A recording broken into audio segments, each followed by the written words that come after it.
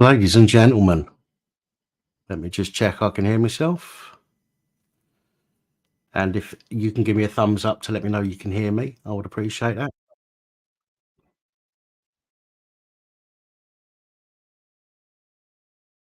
Loud? Loud? As in very loud, or as in loud and clear? Let me turn this down a little bit. See if that helps a little bit. It's never usually loud, but never mind. There we go. Good evening, ladies and gentlemen. Ladies and gentlemen, good evening. I hope you're all well. Um, I've been looking forward to getting back onto the Sunday live streams. I've missed you all. I've missed interacting with you. But as most of you already know, I've had some bits and pieces to do the last few weeks or month almost, um, which included visiting family and going and seeing my kids.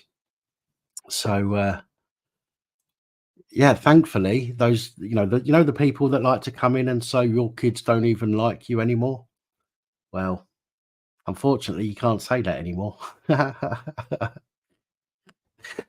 So yeah, so anybody that wants to try and attack me, and when it comes to the kids, you can suck my fat one because it ain't gonna work now.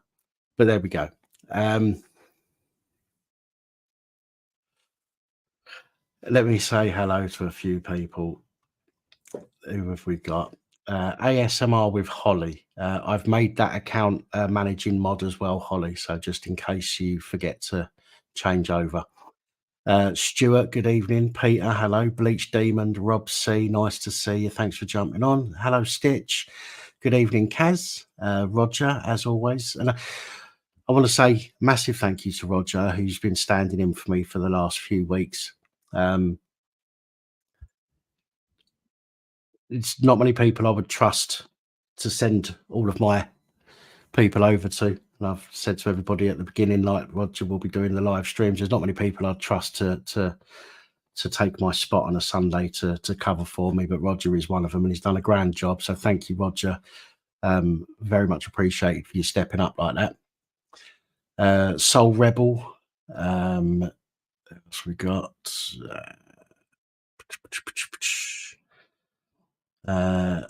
Noswar 82. Good evening to you, Mrs. W, the beautiful Mrs. W, of course. John Belcher, Moo, good evening. Lisa, hello. Victoria, good evening. Alex McKendrick, good evening. Old Kipper from the block, oi to you too. Daniel Berry Sports Highlight, good evening. Crafts and other stuff, or crafts and police corruption, good evening. Hi Boo, thanks for jumping on. Fiery Blaze, good evening to you. And if I've missed anybody, I apologise in advance. Well, not in advance because it's a bit late now, isn't it? But if I've missed anybody, I apologise. I may well see you in the comments as the night goes on, and I'll say hello to you there. Q Fragger, good evening. So I need to apologise for the other Saturday. But before I do, Peter Bishop, damn, what's happened to the hair? I'm growing it back, aren't I? I had a hair transplant in November. And I've got to wait till about the middle of this month, end of this month, before it starts growing through properly. Yeah,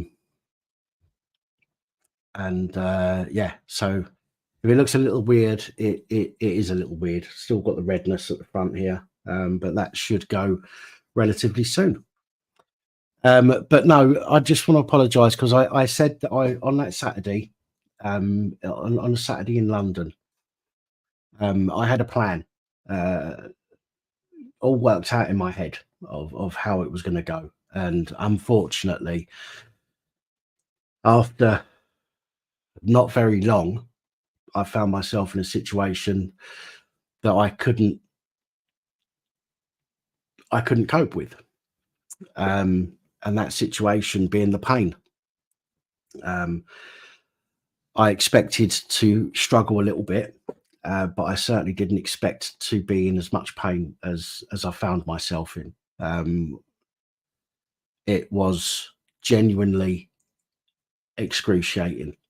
My own fault for going. I'm not gonna sit here looking for sympathy. It's part and parcel of having these strokes that I've had. But I wanted to do something. I went out to go and do it, and I couldn't do it. I did say that I was going to come back on after that first live stream, but I found myself. Oh, thank you, Callum. That's very kind of you. Hiya, Paz. Here we go. We've got one already. Look, Callum? Have you been sitting there waiting for me to come on a live stream just so you can come on and make yourself look a tit? Is that genuinely what you've been doing? Really? I mean, haven't you got better things to be doing? But there we go. Fucking seem to be walking around London all right, claiming Pip, just a lazy prick that don't want to work. Poor kids will fuck you off eventually.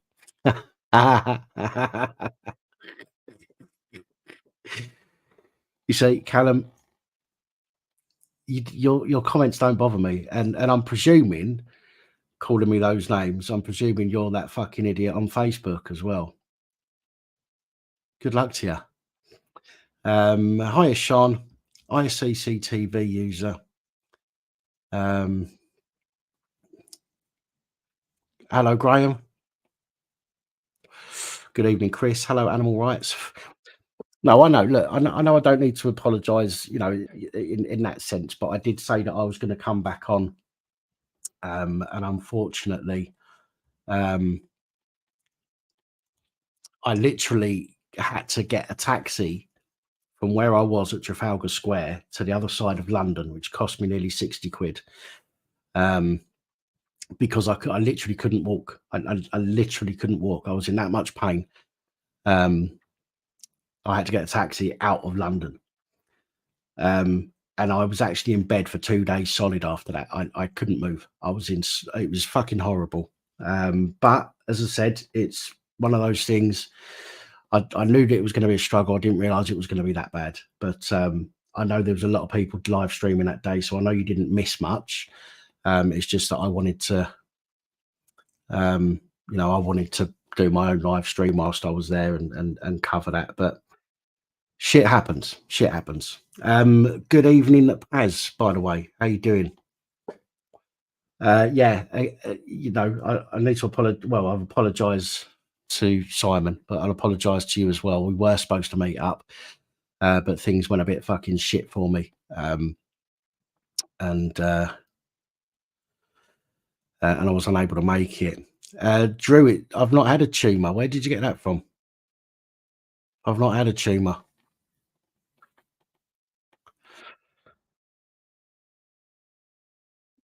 Strange thing to say. I've never said I've had a tumour. I don't think anybody's ever said I've had a tumour. Oh, well. Oh, dear. Hello, Michael. Nice to see you too. Yeah, to be fair, there was no,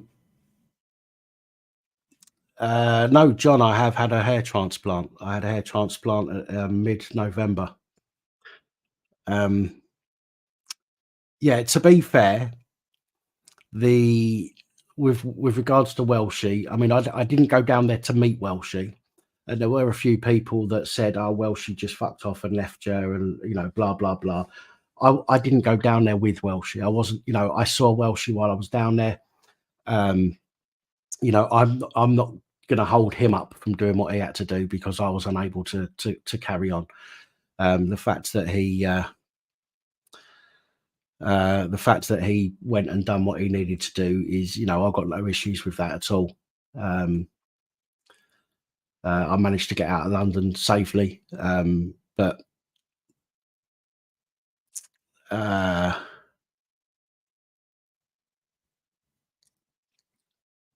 yeah, He did come back. He did. Yes, Victoria. As I say, there was a few people that said on I think in the comments somewhere that she just fucked off and left me there, but he didn't really. Do you know what I mean? He said he was going to go and do what he needed to do, and I was like, yeah, no, that's not a problem. Leave me here. So you know, it was no issue, in uh, no issue with that.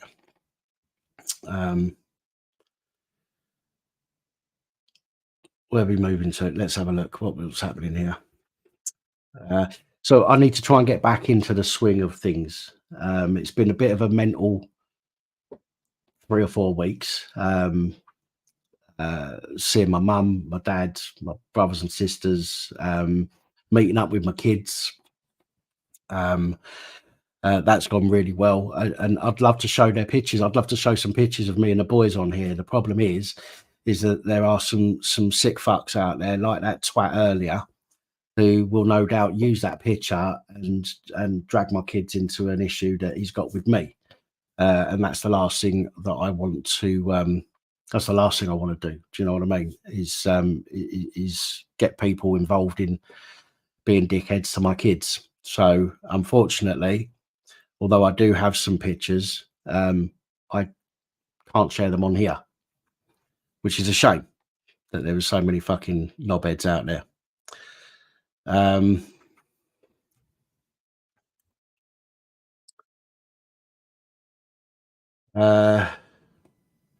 Yeah, thank you, Lost Souls.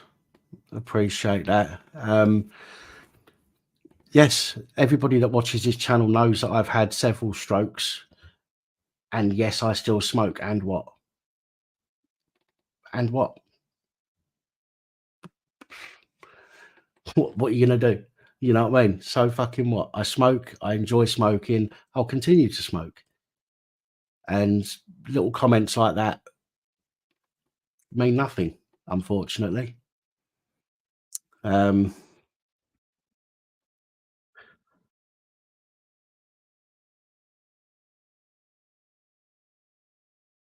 have we missed here? Right. Yes, I do. I do know. I've been keeping an eye on things on YouTube over the last few weeks, and I know there's a lot of people out there that are still being dickheads. You know, even though I've not even been on for the last month, and uh, and look, I come back on, and straight away there's people being knobheads. You know, I was hoping that some people, you know, these absolute fucking idiots. I was hoping that either they'd found a hobby, or realised that they've probably got family that they could be better spending their time with rather than wasting it on here, making themselves look stupid. But unfortunately, I'm very wrong about that. Motti. Oh, Motti, good evening. Nice to see you. I hope you're well. It's been a while. Scouse Mouse, good evening to you. Sky Ted, good evening.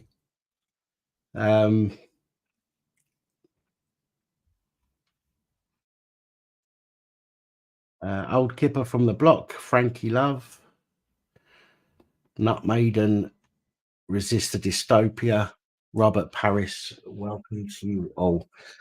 Look, most things we do are bad for us, let's face it. Do you know what I mean? And we've either got to say, well, I'm going to be a boring cunt all my life, and then when I die, I'm going to sit there going, I wish I hadn't stopped that, or I wish I'd carried on doing this. You know, I don't want to be like that, you know. I don't want to be a miserable fucker giving up smoking because it's going to turn me into a fucking arsehole. I don't want to be an arsehole, so I'm going to continue smoking. So simple as that.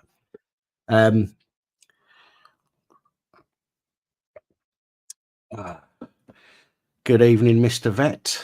Good evening, Scott. Sorry to hear that. I hope it's something that will pass quickly for you.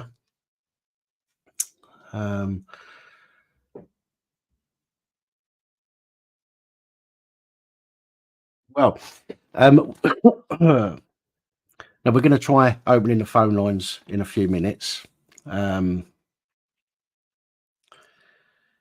Yeah, exactly, soul rebel. I could walk out the door tomorrow and somebody could lose control of their car and take me out. Do you know what I mean? So we don't know, do we? Do you know what I mean? It's all very well going on. Let's be cautious. Let's be careful, and let's try and live a bit longer. Fuck it. Who wants to live longer in this world anyway? To be fair, look at the state of shit at the moment. It's ridiculous. I mean, I'm. It's a shame I can't just close my eyes and not wake up sometimes when I look at the state of this world. Um, but I certainly don't want to be 80 or 90 years old living in this fucking country. I don't know about you guys, but I would far rather be gone long before then than have to try and put up with all the shit that old people have to put up with at the moment. It's uh, it's really not the kind of end of life that I've got in mind. Do you know what I mean? Um,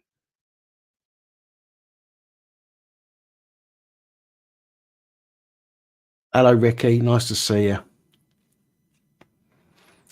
Yeah, exactly. Moo's just put it there. There you go. If you give up smoking, you can spend a further 3 years in a nappy. It's how it is, though, isn't it? Do you know what I mean? And you'll have some foreign person fucking having to change your nappy, who's going to get the ump with you, who's probably going to bully you and beat you up, fucking knock you about and steal money from you and all that kind of stuff. I don't want to be in a fucking home like that. If I ever get to that point, trust me, I'm out of here. I will take my own way out. Simple as that.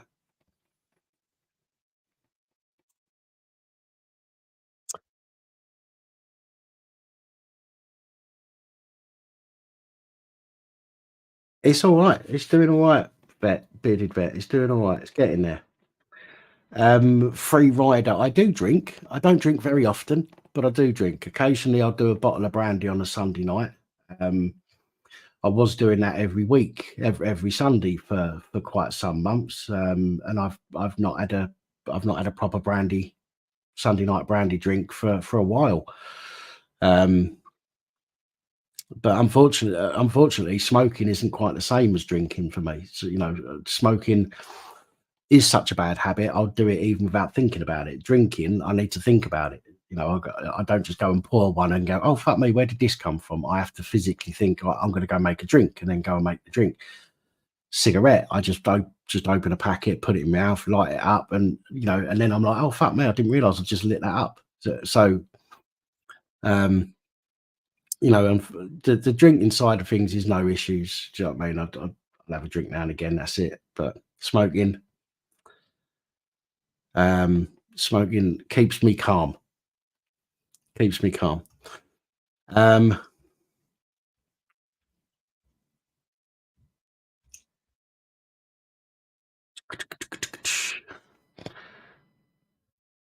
they'll euthanize us all by then. Well, they're trying, aren't they? They're certainly trying to get rid of us. That's for sure. Um, is Nightbot on? I don't know, to be honest. Let me double check.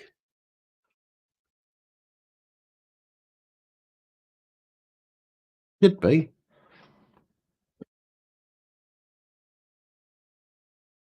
Oh, no, it's not.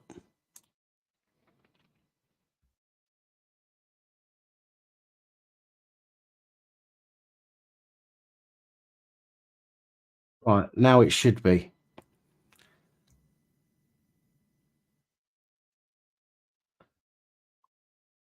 Uh,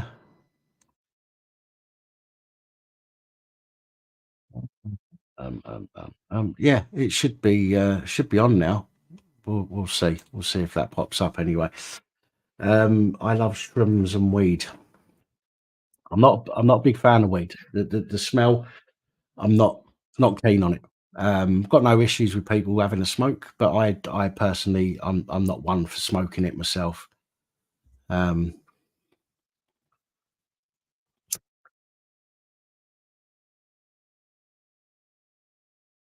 it might I don't know why it might take a few minutes to kick in, Holly, old StreamYard, Nightbot, but it is on as far as I can tell. It's on. Um,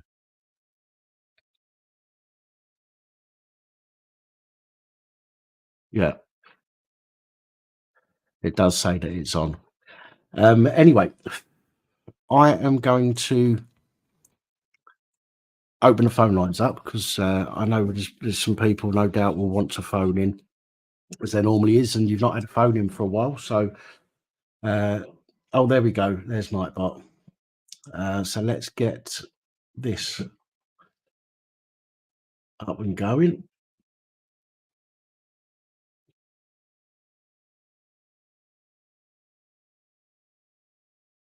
Do, do, do.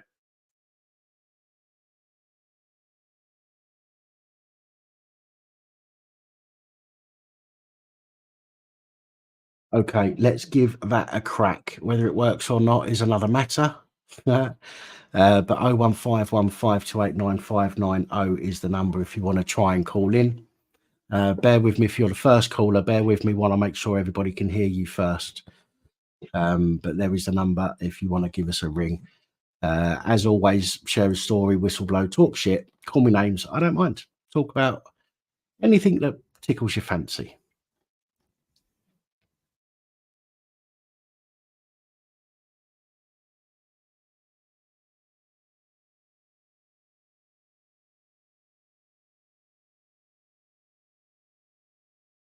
Unusual. They're usually ringing by now. Hiya, Matt. There we go. Right.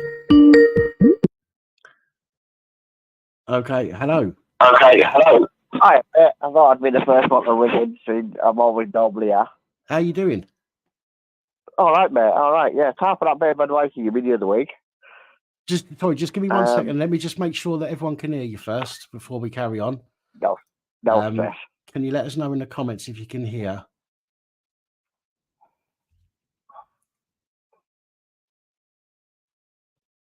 Yes, we can. Lovely. Thank you very much. Yeah, no stress. Yeah, no stress, mate. Yeah, no, I went along to that interview. Yes. It was a Mickey Mouse one, to be fair. And yeah, I'm just waiting now. He tried to get me to admit it, and I'm like, obviously I don't want to go into detail live on air, but yeah, basically he tried to get me to admit something that wasn't actually correct. So I'm like, well, no. He said, no, if you admit it, he said, well, we'll give you just a caution to leave it at that. So you put it in writing and I'll admit it. I said, well, if you're not going to put it in writing, I'm not admitting that for you. You can piss off. Well, this is the whole point of this is the whole point of a voluntary interview. It's to get you to go in because they don't have enough evidence. So they want you to go in and stitch yourself up, which is why I recommend not bothering to go and let them get you under caution. Yeah, now through this one, unfortunately, through here, if you don't go in, you come out more banded, they'll lift you. And when I mean more banded, last time they lifted me, there was 4 coppers for me, 2 vans. It was grateful. You know. But yeah, so that's why I went along. But yeah, it's half of the info sort of shot them down a little bit because I went in and said, no. I said, I've been on this magic merry-go-round, the way you go. Yeah. So, but yeah, so it's half of that. But no, I thought I'd be the first one to ring in just to say hello because we haven't seen you for a while. I have got a question for you because you were in London, which I wasn't. Go ahead. And again, you may or may have not been there, I don't know. I'll be honest with you, I'm up the other end of the country, so I wouldn't know. There was various articles on social media during what was going on. But the question I want to ask, and I say I can't seem to find anybody who actually was there. Allegedly, on the news, the British support, if you will say, pushed the police out of the way, ran into the cenotaph, etc., and caused major headaches. But nobody can actually confirm if that's correct or not. Right. From what I can gather, there was an area where the police were trying to kettle the, let's call them patriots for want of a better word. Yeah. There was a group of coppers trying to kettle these people to stop them going to the cenotaph. Okay. And there was a period that I have seen videos of people pushing past the police. But I've also been told that once they pushed past the police and got to the cenotaph, they was calm, they was quiet, and they was pretty well behaved. Okay, so but from what I know, yes, they pushed past the police because the police were stopping them going to the cenotaph. But once they got to the cenotaph, everything was fine. That's right, fair I can only say that's what I know. I don't know for sure, but that's what I've been told. Yeah, no, the reason I ask is, I'll be blunt, is at the end of the day, yeah, we all know how the police are, so let's put it that way. The way it was portrayed on the media, I'm not going to lie, did concern me. Yeah. Because I thought, if they're actually going down and causing this amount of crap just for the sake of causing the crap, then, then in fairness, yeah, they should throw the money book at a lot of them. But because at the end of the unfortunately, unfortunately, there's always going to be Yeah, people on both sides that will go simply for the ruck. Unfortunately, and you're never going to be able to stop that, regardless. Even Tommy Robinson, he put a call out to tell people to be respectful, and and that's great. Yeah. And the majority of people that heard that call would have gone purposely to be respectful. Okay. But you're going to find people in all camps that will go solely to cause problems, including the agent provocateurs that get put in there as well. Oh yeah. No, as I was always brought up amongst every bunch of roses, there's always one prick. But yeah, no, as I say, from the media's point of view, the way they were plugging it, it was like we'd gone down there, we caused problems. And from a person that obviously couldn't get there because you're in the country, as I said. Yeah. That's how it looked on the media. I ain't gonna lie, it did.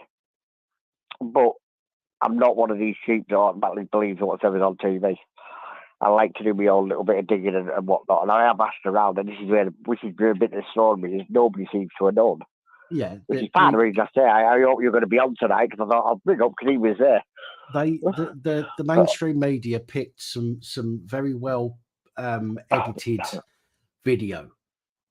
This is the thing about going live. This is the thing about live streams. Okay, they're so important because it captures more of the incident than what the media like to show. The media will pick and choose things that fit their narrative, and they'll bung them out. They didn't. There was an incident. That incident where I was filming initially, where a guy with long hair got taken away by the police. Now, he was standing there. Yeah, there was a few plod around him and stuff, but there was a perfect opportunity for people to be absolutely ripping the shit out of this bloke and causing problems, but they didn't. There was hundreds of people around where me and Welshie was, and everybody was just watching what was going on, watching this lad, talk himself into being arrested. And that kind of thing, you wouldn't see. The media aren't going to put that out. The mainstream media aren't going to put that out because it shows that the alleged far right nutters, or whatever they want to call them, were being respectful. Were doing what they should have done. They were quiet during the 2-minute silence. They was absolutely respectful where me and Welsh were to start with. Now, what happened in other places, I don't know. I couldn't tell you. But I honestly, I wouldn't trust anything the mainstream media puts out, as you know. And whenever there's videos that they want to show, just remember that they're very carefully picked videos or clips of videos that they put out to bolster their narrative rather than actually show what's really going on. Yeah. Oh yeah, no, as I say, I just wanted to get somebody who was there to find out, because hypothetically, obviously you confirm where you didn't see it where you were, but hypothetically, I don't think there's any proper Englishman that would have condoned it if that's what they had done. Well, me anyway, I personally wouldn't have condoned it. They'd have gone in there causing mayhem, because at the end of the day, it's the wrong time and day to do it. I do, however, think it's stupid that they allowed it to go ahead on the same day as the senator. I do think the government have got a lot to answer for that, to be fair. But I like the fact that Rowley was saying, "Oh well, there's no laws to allow us to prevent these things going on." Well, of course there is. Well, if he's in charge of the Met, this idiot's in charge of the Met, right? And he reckons there's no law to stop the march on that day. He reckons there's no laws that can deal with the people desecrating the cenotaphs and the war memorials. And literally within 30 seconds, I found about 5 of them that they could use, but they don't. Blatant they don't. It's convenient, mate. That's what it is. Yeah. It's not a case of the laws are not there. It's a case of we can't be asked enforcing them. Well, it make them look bad. They like the lefties on their side for some reason. I don't know why, because the lefties are ruining everything. Don't get me wrong. The right haven't exactly done a grand job, but for the most part, people on the right and look, in my opinion, look at things with a bit of common sense. You know, the left common sense seems to have gone out the fucking window for the majority of them. Oh yeah, no, I agree with that. What do you think? Just a quick one, and I'll get out of your hair.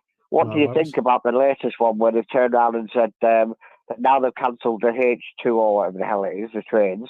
Yeah. They're going to give all the money to the people so they can fix the roads. Reality check, I thought that's what our road tax was for. Well, this is something that popped up on my Facebook feed the other day, and it was Rishi Sunak saying we're giving £2.8 billion to fix the roads. So I commented on there. You know, I didn't get a response, obviously, but I commented on there like, so where the fuck is where the fuck is the road tax that people are paying? Where's that going? Where's the council tax that people are paying that's supposed to go towards keeping the roads, you know, decent in areas? It's Mickey Mouse. It's like in our area, they prefer to pay you a couple £100 for your tyres rather than actually do the damn job of fixing the bloody road. Yeah. You know, it's just daftness. So again, in my opinion, I'll be honest, all this money that they're handing over to the local councils, that'll just get lost under the bills. Oh yeah, of course it will. You know what I mean? Oh, and on top of that, they've now started, I don't know what they've done in other areas, but I would like you listeners to comment on this because I'll be watching tonight.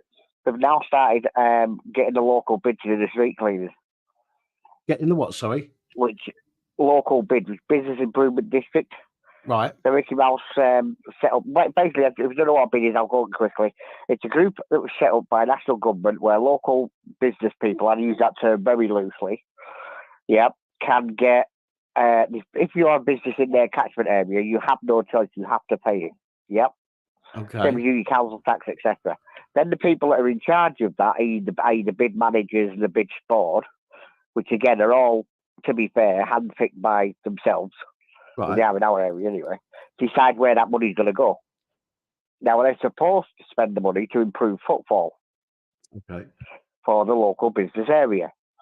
Yep. Our local bid, however, is taken over street cleaning. Now, one of the big no-nos is they're not allowed to take over any council responsibility duties, i.e. street cleaning, that type of thing.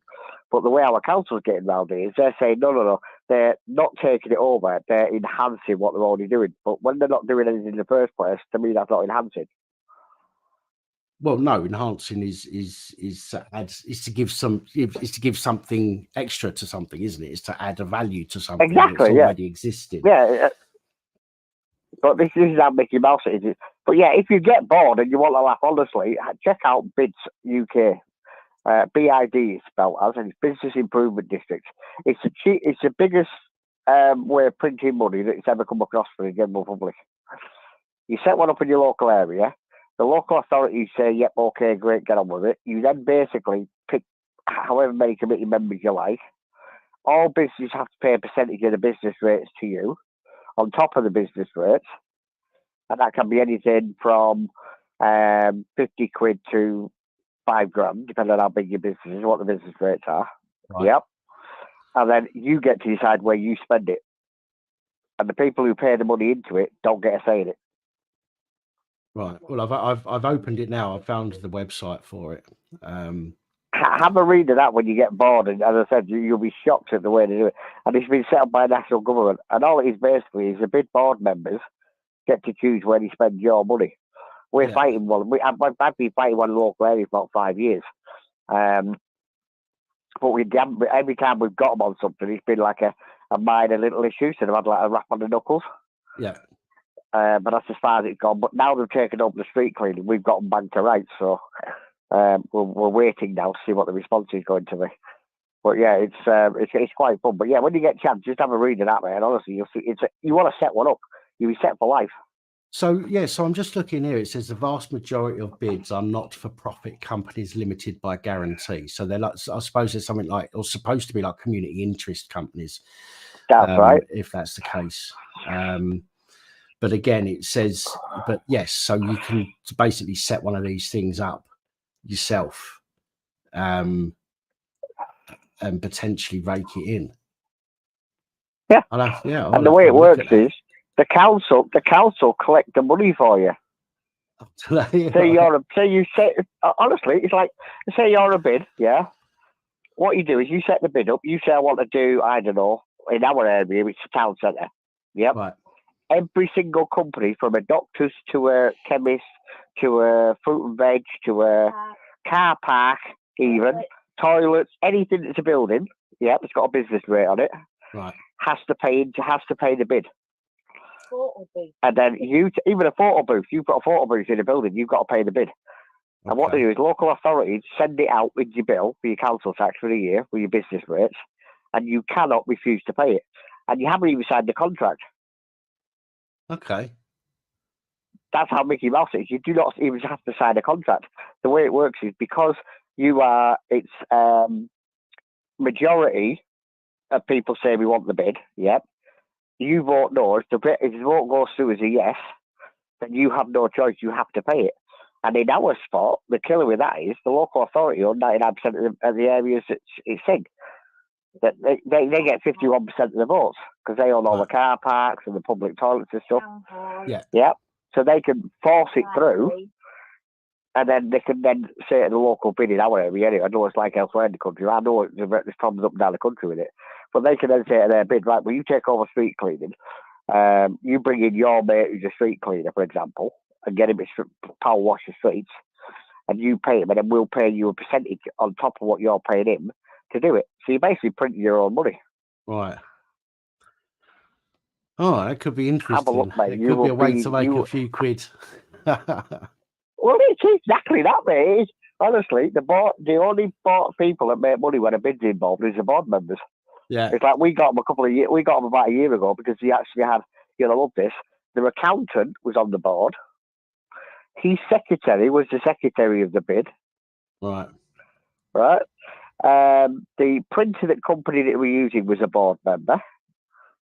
No, all of it's never been put out for bids, for right. tender. It's always been Dave, it's for the company. Oh, yeah, good. You can do the street cleaning. Stephen, what you do printing? Oh, yeah, well, you can do the printing then. And they've just put in whatever they felt is relevant rather than going for the cheapest bid. It's just been, board members are cheaper. Right. But when we've kicked off and looked at it, it's not. So on that happy note, I'll get out of here. I'm glad you're feeling better, mate. Because I was a bit, when you didn't come back on, I thought something's not right. Yeah, it was, the other week when you were down in London. So yeah, it was. As I say, it was pain more than anything. I literally got to a point where I couldn't walk, even sitting down.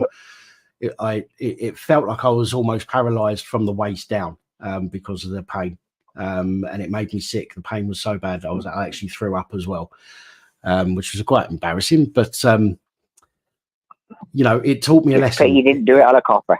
But it taught me a lesson. It taught me that I still have limits, and I have to respect. You're getting old, mate, like the rest of us. Yeah. You're getting old, mate, like the rest of us. That's what it is. You have to grow old disgracefully like the rest of us do. So, right, on that happy note, I'll let somebody else ring in, and I'll say, stay safe, mate. I'll speak to you again. And you, I'll speak soon. Take care. All right, mate. Bye, bye, mate. Bye. Hello, Blitzer. How you doing? Jack, hello. Loafer, good evening to you. Stony, thank you. If I've missed anybody, Beagle. If I've missed anybody else, I apologise. Matt Spur. And another call. Hello, good evening and welcome. Hello, Pap. Good to have you back. How you doing? Thank you. I'm doing okay. Good. I want, obviously things have kicked off in the last few weeks since you've been away. Really? And since this, hadn't you noticed? Well, I've been a few things that have piqued my interest recently, but yeah. Well, I just thought since your channel covers corruption and corrupt people I've got a tale of woe about an elected representative that lives not far from me. Okay. I won't mention their name, but you can look them up, and I've sent you some stuff on Messenger. Right. Quite an infamous character, this one. This one has been, his most recent actions have been posting anti-Semitic memes on Facebook, and there was one particular anti-Semitic meme he posted showing the whole land of Israel and Gaza and the West Bank covered in a Palestinian flag with a Hamas face scarf at the top. And this is an elected representative for the Labour Party who's posted this on his Facebook profile. Okay. And Look, it's not Corbyn, is it? No, but this character, he was leader of the Green Party in Wales from 2008 to 2012. Now, right. 2012 is an important year in this story because this guy was then convicted of fraud, defrauding his creditors when his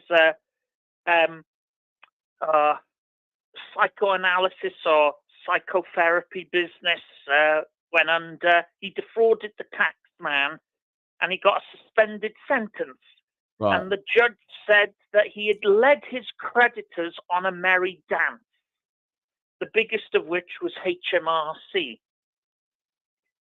So he got a suspended sentence for that, left the Green Party to join the Welsh Nationalist Party, Plaid Cymru, or as I like to call them, Plaid Allah. Because they're not that much. They're not that far removed from Hezbollah and this so-called Party of Islam that's trying to get registered. Yeah. And then in 2015, you had the debacle of the Labour leadership election, the £3 membership. Right. Well, he paid his £3, joined the Labour Party, voted for Corbyn, and then suddenly managed to get himself as a Labour candidate elected to a local council where he currently serves. Okay. And this guy has a reputation for using aliases online to attack his political opponents. He's a school governor with responsibility for diversity and inclusion. Right. And he's also a practicing Satanist. Right. Okay. Well, I think a lot of so them are. I just think that this character, he symbolizes everything that your channel stands against. I mean, is it any wonder that you've got legions of brainwashed young people marching on the streets calling for the genocide of Jews and the extermination of Israel as a nation state, which is what they're doing. And you have people like this guy in elected office for the Labour Party, a convicted fraudster, practicing Satanist, school governor. I think to be honest, I think a lot of the MPs are in the same situation as most of the people that are on the streets at the moment, and they don't actually know what they're marching for. Okay. I mean, I saw this on, I can't remember where I saw this now. I saw this on the internet the other day, and somebody turned around and said, if you asked 90% of the people that are on the street, what river, when they say from the river to the sea, what river are they talking about? And most of them, 90% of them, wouldn't even know. They've got no idea what they're actually fucking doing. It's just another bandwagon to jump on. It's something else for them to try and get their 5 seconds worth of headlines, if you like. And it's the same with the MPs. The MPs are jumping on this bandwagon. It's got fuck all to do with the MPs. They done this vote, didn't they, last week? Oh, let's vote for a ceasefire. But what the fuck has it got to do with us? What the fuck has it got to do? Yeah. I don't mean to be funny, but what the fuck has it got to do with our government? Why they are spending our money going into, while they go and get paid to go into Parliament and decide whether or not they think there should be a ceasefire? Who the fuck is going to listen to our government? Israel was certainly not going to turn around and say, "Oh, the UK government want us to have a ceasefire. We'd better do as we're told." And Hamas, sure as shit, ain't going to. Well, this is the thing. I mean, you do get some people like David Curtin and Candace Owens who do want to cease fire for genuine reasons of principle, the preservation of human rights, non-intervention in third-party affairs. But then there are other people, the Jeremy Corbyns, the Diane Abbotts, the Naz Shahs of the world. Mm-hmm. For them, ceasefire is yet another shameful euphemism for something completely different, which is Israel should surrender, lay down its arms, and allow Hamas to wipe the nation off the face of the earth, genocide 9 million Jews, and any that survive are driven into exile in nearby hostile countries, or countries that have a sizable anti-Semitic population that would put pressure on their corrupt politicians not to let them in because, I don't know, they have white privilege, or, you know, they're capitalists, or this and that, and whatever excuse. It's just dreadful.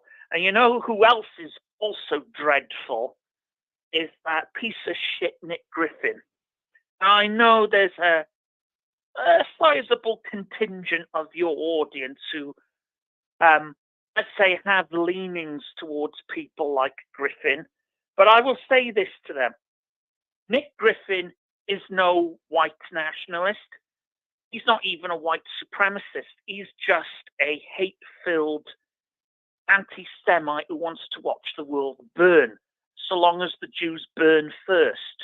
And I tell you why. Why you people who follow the BNP and whatnot should have nothing to do with Nick Griffin. In 2018, he was urging his followers on Twitter to join the Labour Party, to vote for the Labour Party. The Labour Party of Jeremy Corbyn, that is, pro-open border immigration, pro-affirmative action, pro-this, pro-that, pro-Islam, pro-genital mutilation, all this stuff that supposedly you'd think a person like Nick Griffin would normally oppose. Yeah. So why was he supporting such a radical far-left communist candidate like Jeremy Corbyn, who, let's face it, has no love for white people and would do everything in his power to accelerate the marginalization, persecution, and extermination of white people? What one thing does Nick Griffin have in common with Jeremy Corbyn that would override all their other differences? I'll let you figure that out. And then a couple of years later, during the lockdown protests, Nick Griffin suddenly turns around and starts praising Piers Corbyn. Now, this isn't a criticism of Piers Corbyn.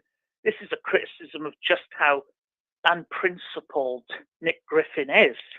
He then turned around and said that what a great guy Piers Corbyn was, and then he put in brackets, unlike his brother. The same brother he was telling everyone to vote for 3 years earlier. That's the thing, though, isn't it? With politicians, we all know this, right? They'll back one person or one thing, and then when it all goes to shit, they'll just completely do a switch around and hope nobody notices that they're now backing something else or somebody else, in the hope that nobody realizes that they've just completely done a 360. And then just to bring things full circle, last week he starts tweeting about Tommy, complaining about Tommy, saying that, get this, Tommy had desecrated the British flag by sewing half of it to half of the Israeli flag. Well, if we're going to talk about the desecration of the Union flag, let's start with the BNP. Because what did they do? They incorporated the Union flag into their logo. Yeah. I consider that desecration. But also, Nick to give him credit, when he was on Question Time, he maintained the line now that he had then, where he said, "Oh, I support the Palestinian people." Now, why does he support the Palestinian people? Well, I tell you why. It's the same reason he supported Jeremy Corbyn in 2018, and the same reason that he's having a go at Tommy Robertson now. Nick Griffin is not a white nationalist. Nick Griffin is not a white supremacist. That's actually probably an insult to white supremacists. And I say that as someone who despises white supremacists. No, Nick Griffin is a democidal, nihilistic anti-Semite. He was perfectly willing for a Labour government to persecute, demonize, and eventually exterminate white people. It was okay for our country's culture to be destroyed because he thought that Corbyn would attack one group of people that he and Corbyn hate the most.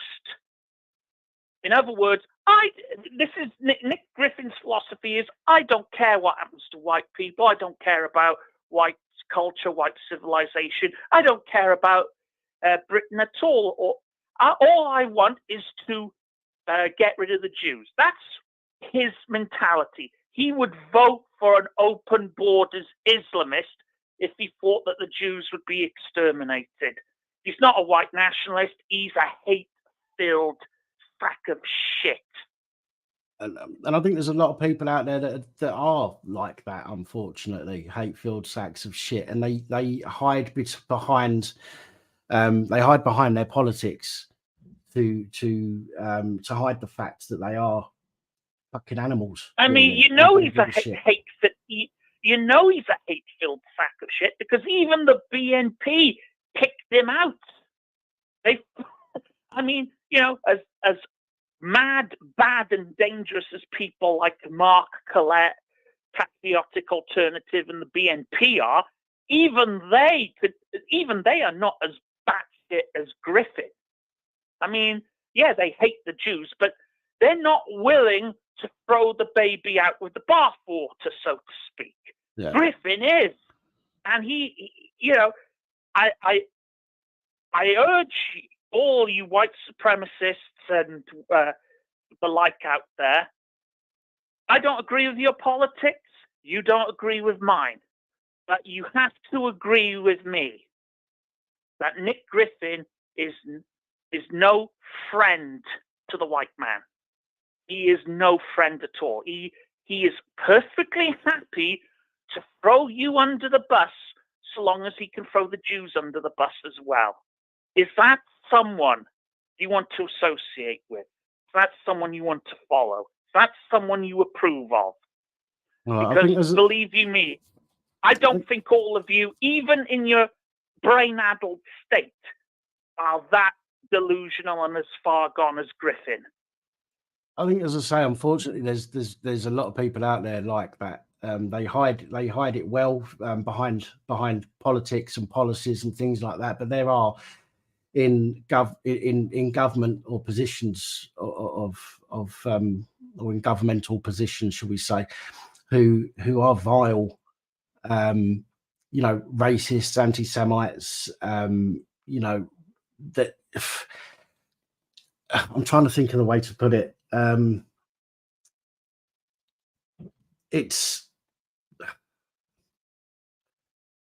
It seems so easy for people in these positions to be able to hide their true intentions and their true feelings towards people. I mean, it took for COVID to realise. I mean, we knew the government fucking hated us all, but it took for COVID to realise just how bad that they despised the public. Oh yeah. Apparently, there's a conference being held this week because there are 17 million excess deaths worldwide. 17 million. Well, I mean, that COVID is not something we're going to hear the last of anytime soon either, and I don't think this is either. This entire what's going on in the Middle East at the moment. None of this is going to end well, and it's going to spill out into violence on our streets. I've had that conversation with people already. I absolutely despair. Listen, so I'm going to have to. I'll leave you to it now. Thank you, everyone, thanks for putting up with me. I look forward to reading the comments in the chat section. I'm sure that they'll all be 100% supportive, and there won't be any bitterness or hatred at all. Right. All right, anyway, thank you, Pat. All right, thank you, care. everyone. God bless. Bye. Good night. Listen, guys, I understand that sometimes we're going to get callers or comments on the channel that you might not agree with. But remember, as Holly's put, and I think Kraft's put in there as well. Remember, it's the idea that we need to have an issue with. Okay, if we've got an issue, it's not generally the person, because the person has been taught or has learnt what they think, what they know. And I think that attacking people individually is not going to get us anywhere. I think we have to say, look, I understand that's your position, but try looking at it from this side, and let's have that open discussion rather than open attacking of people. I want people to be able to discuss all sorts of things. Okay, I think that's this is what we do on this channel, on these live streams. We talk about whatever, but I also think that we should remember that people have an idea or an opinion because of what they believe, what they have been taught, what they've learnt. And we are never going to change somebody's opinion if that's what you want to do. We're never going to change their opinion by attacking the person individually. All they're going to do is they're going to get their back up, and they're going to stand firmer on their own argument, because our egos don't like being attacked. Whereas if we say, look, I understand where you're coming from, I get it, have a look at it from this side instead. Let's try and have those kind of conversations get going on rather than attacking people direct, as a person. Chris Farity, is hatred bred or taught / learnt? To be honest, I think all three of those, unfortunately. I think hatred is actually a very easy thing to get drawn into, unfortunately, more so than loving other people or liking other people. I think hating somebody is far more easy for most people to do. It's easy to pass on from one person to another, hatred of somebody, whereas it's a lot harder to pass on love for one person onto another person.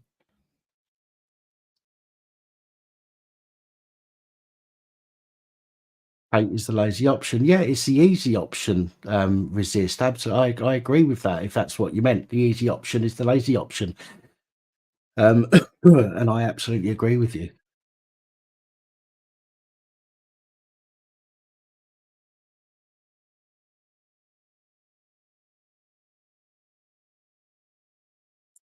Fluke, I did see your comment earlier. Sorry, I was on that call, so I didn't respond at the time. But yeah, if we're still on when you want to come up, mate, then fine. But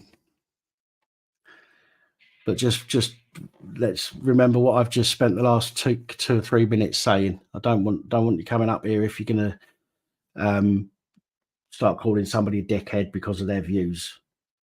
Okay, if you've got an issue with what somebody said, then let's dissect what they've said rather than the person themselves.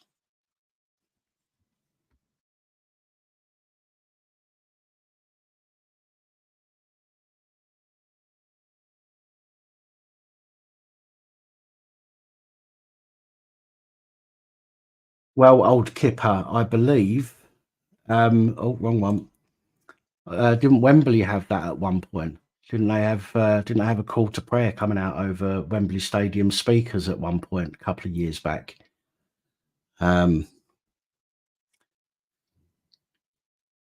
you know, I mean, that's not far from highly populated Muslim areas anyway. But you know, my only issue is that if we went to Palestine, for example, we'll just use that as an example. If we went there and we wanted, you know, to protest that Christianity, for example, isn't getting much of a look in Palestine, I've got a funny feeling we'd get shut down, maybe shot at, locked up without due process, all of that kind of stuff. But then we have to allow all of that stuff over here. Hello, good evening and welcome. Hello, Pap. Hello, who's this? Nut Maiden. Hello, Nut Maiden. How are you? I'm fine, thank you. I hear you haven't been recently. I've been away from things for quite a number of months, so I apologise. I'm really, really out of date with what's going on. I recognise your voice, don't I? Yes, I wouldn't be surprised if some other voices joined in when they realise I'm on the phone.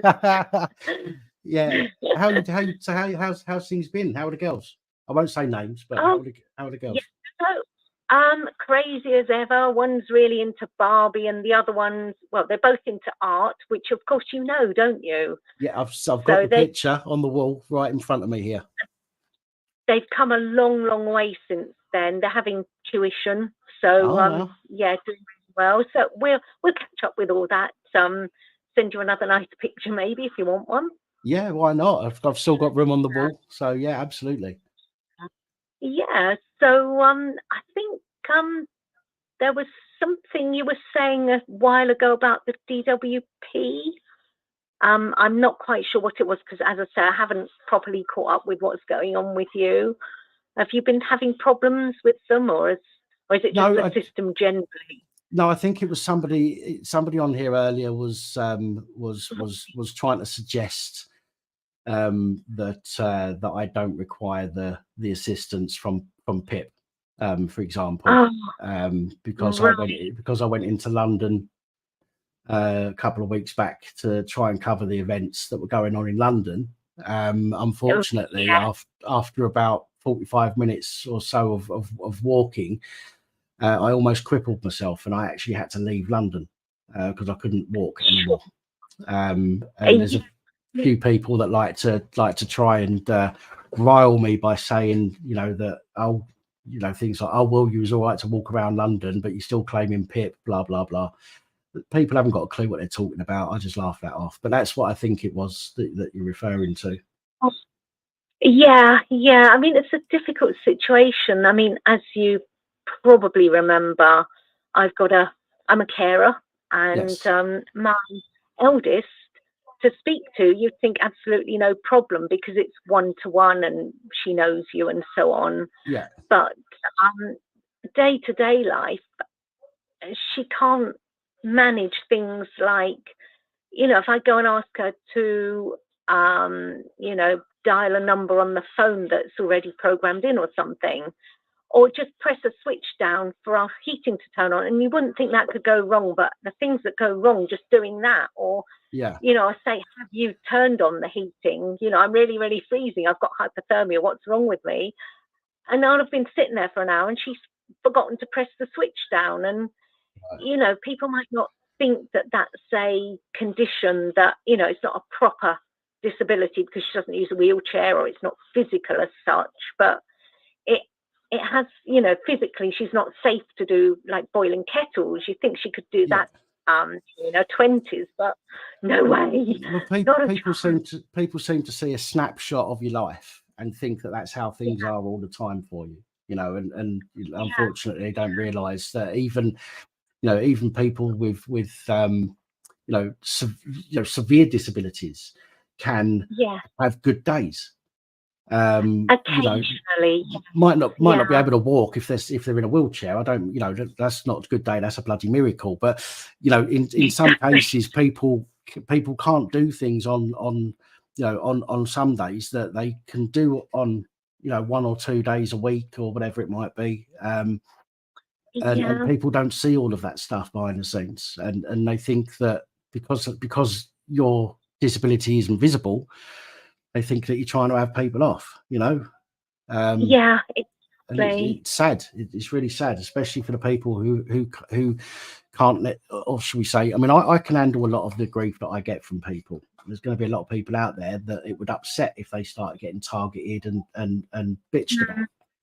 And unfortunately, that's where the issue lies, because a lot of people tend to, you know, mental health tends to go hand in hand with a lot of disabilities. And in some cases, if they're not able to handle the criticism or the piss taking from people, it can actually make them worse. Of course, yes. Yeah, I mean, people can get really, really badly depressed and things, and you know, people joke and then they wonder, oh, that person's committed suicide. I wonder what happened. Well, they might have been too sensitive for the stuff that people were throwing at them, and of course you don't realize and you have no idea. And you know, people do try and make the best and carry on, like, you know, you could have said, oh, I don't feel well, I can't go to London, but you tried. And I think that people, you know, they can't feel your pain. And I mean, I might absolutely completely not be able to cope with your level of pain, you know, and you kind of, you know, my pain threshold's completely different to yours, but that doesn't mean that I'm in more pain than you are. It just means that if I were in pain, I wouldn't cope with the level you've got, if that makes sense. I said this to people just after, or a couple of close friends I said to, that the only pain that I've had that was as bad was when I had appendicitis. Right. Yes, and it was that severe. You had to be rushed into hospital. I was on the verge of calling an ambulance whilst I was in London because the pain was so bad. I was almost crying. I actually threw up because of the pain. And I didn't think I was going to be able to make it out of London on my own. I actually panicked whilst I had a panic attack, you know, worrying how I'm going to get out. Couldn't walk. So I had to sit where I was for about an hour. And then I walked probably about 30 or 40 meters around a corner, and I had to wait for a taxi there. And I had to wait about 45 minutes leaning up against the shop, waiting for a taxi to come past to get it to stop. And then I had to get a taxi literally across London to get out, because there's no way I could have gone on the underground from there. No. But it was one of the worst pains I've experienced. Yeah. And I think the trouble is that, you know, with pain, I've got the 2 children, as you know, and people say, how on earth could someone like you have managed that? Well, it's because, you know, it's for that time, you know what's causing the pain, and you know that it's going to pass. You know, you're not in labour for days on end usually. But whereas with your pain, it's scary because, well, you were out in an unfamiliar environment, of course. You've got your mental health issues as well. And you were on your own, presumably, so you didn't have a friend with you to reassure you or anything. And it is scary. And also, you don't know, is that pain another stroke coming on? You just don't know. Well, I was more concerned the pain wouldn't go. You know, I was, as I say, I sat on a windowsill and I was there for about an hour or so. And every time I tried to get up, I could feel my legs buckle, so I had to sit down again. And it got to a point where, as I say, I genuinely had my phone in my hand and I was debating whether to phone 111 or 999 and get some help, because I didn't think I was going to get out of London. Again, I'm not saying this for people watching for sympathy or anything like that. I went, I knew it was going to be a struggle. I just didn't realize it was going to be as hard as it was. So, you know, I put myself in that situation, but it was, it was worrying. It was worrying. Yes, it would be. Yeah. And as well, I don't know if you find, but I remember when I was having my first daughter, I was about 5 months, and I, for some reason, I don't know why, I might have lost consciousness for a second, but I found myself, I was just stepping up onto a pavement. I just motored the way across the road, and there I was lying on my front, and people were just walking past me. Yeah. You know, they're just stepping over, or they look and think, oh, drunk person. Well, I've never touched alcohol in my life. I don't like the smell of it or anything, so no criticism of it. It's just not something I'd want to consume. Yeah. And people were just walking around me, and I thought, okay, I better try and get myself up then and call the midwife and make sure I haven't done any damage. And Yeah. it's bizarre. It really is bizarre. That, you know, and I think when you do have a disability, people do, like I couldn't cope with London. I used to go there for gymnastics training, and not my own, but for the children. And I used to get so stressed. I just wonder that I coped, you know, with the trains, not even the underground. And Yeah. it's such a stressful place to be. And although physically I'm okay, you know, there's the whole stress of it. I just don't know how people cope. But if you are stressed there, people shove past you and they just look at you like you're insane, you know, when you're there trying to get out of it all, and they just look at you like, what's the matter with that person? And Yeah. they don't understand how stressful, you know, some people. Sorry, coming back from Essex on Friday night, I got to the train I got took me into London Liverpool Street, and I had to go from London Liverpool Street to Euston, but I asked the guy, because I don't often go into London, so I don't often use the tube. So I said to the guy, you know, on the gate, I said, right, I need to get to Euston, and he said, right, you need to get on the train here, you need to go there, you need to get off and change onto a different line, and then go from there to Euston. So I've gone, okay, and I listened to what he said, and by the time I got to the platform, I forgot what he said. There was trains coming through every sort of 3 minutes. There were tubes coming through every few minutes, and not a single one of them said Euston or that direction. So I started panicking. I know it sounds stupid, but I do. I started getting my anxiety started playing up, and I'm looking at the map on the wall, and it was an entire underground map. So I'm looking at, you know, a million different lines, just trying to figure out where I am and where I'm supposed to be going and how I'm supposed to get there. And I must have been standing on the platform altogether for a good 45 minutes. I got to the point where I'm standing there going, I'm going to be stuck here all fucking night. I don't know where I'm going. You know, my mind just went, and you know, I got confused and panicking. And when you start getting confused and stuff, you can't understand things properly, like the maps and things like that, because you're all uptight and everything. It was a nightmare. Yeah, I was crying by then, and then people look at you, what on earth's wrong? Why is this person crying? Well, that's my reaction. I mean, maybe it's more acceptable for me than you. If you started crying out looking at the underground map, people might really, but I get enough stares and I've been known on the trains, if my ticket hasn't been done right.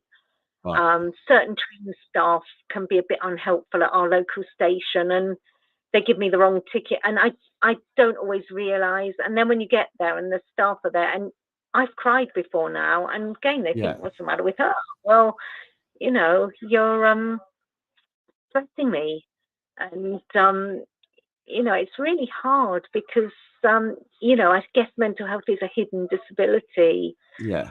So those of us who have it, we don't like to make a fuss about it. But of course, you don't know how bad someone's mental health and stress levels are unless you talk to them. And with the particular condition we have in our family, quite a few members, because we've grown up with this condition, I never as a child realised that actually other children don't worry like I do. I had no idea, and that school wasn't as scary for them as it is for me. I had no idea what an average person goes through. And you know, I think I can remember one time in my entire life, and I'm 49 today. I can't remember. Thank you.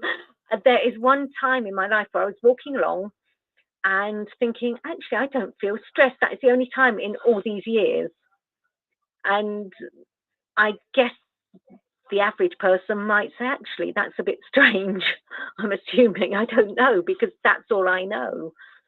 And, you know, so to have not realised that actually, you know, that's not average and it's a big toll on me, you know, Yeah. you don't realise.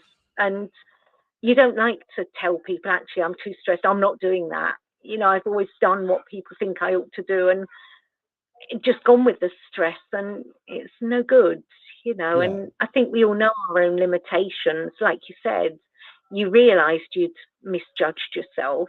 Hopefully things will go better another time, but you know, you're going to get criticised. I'm always telling the children, they must go mad with me.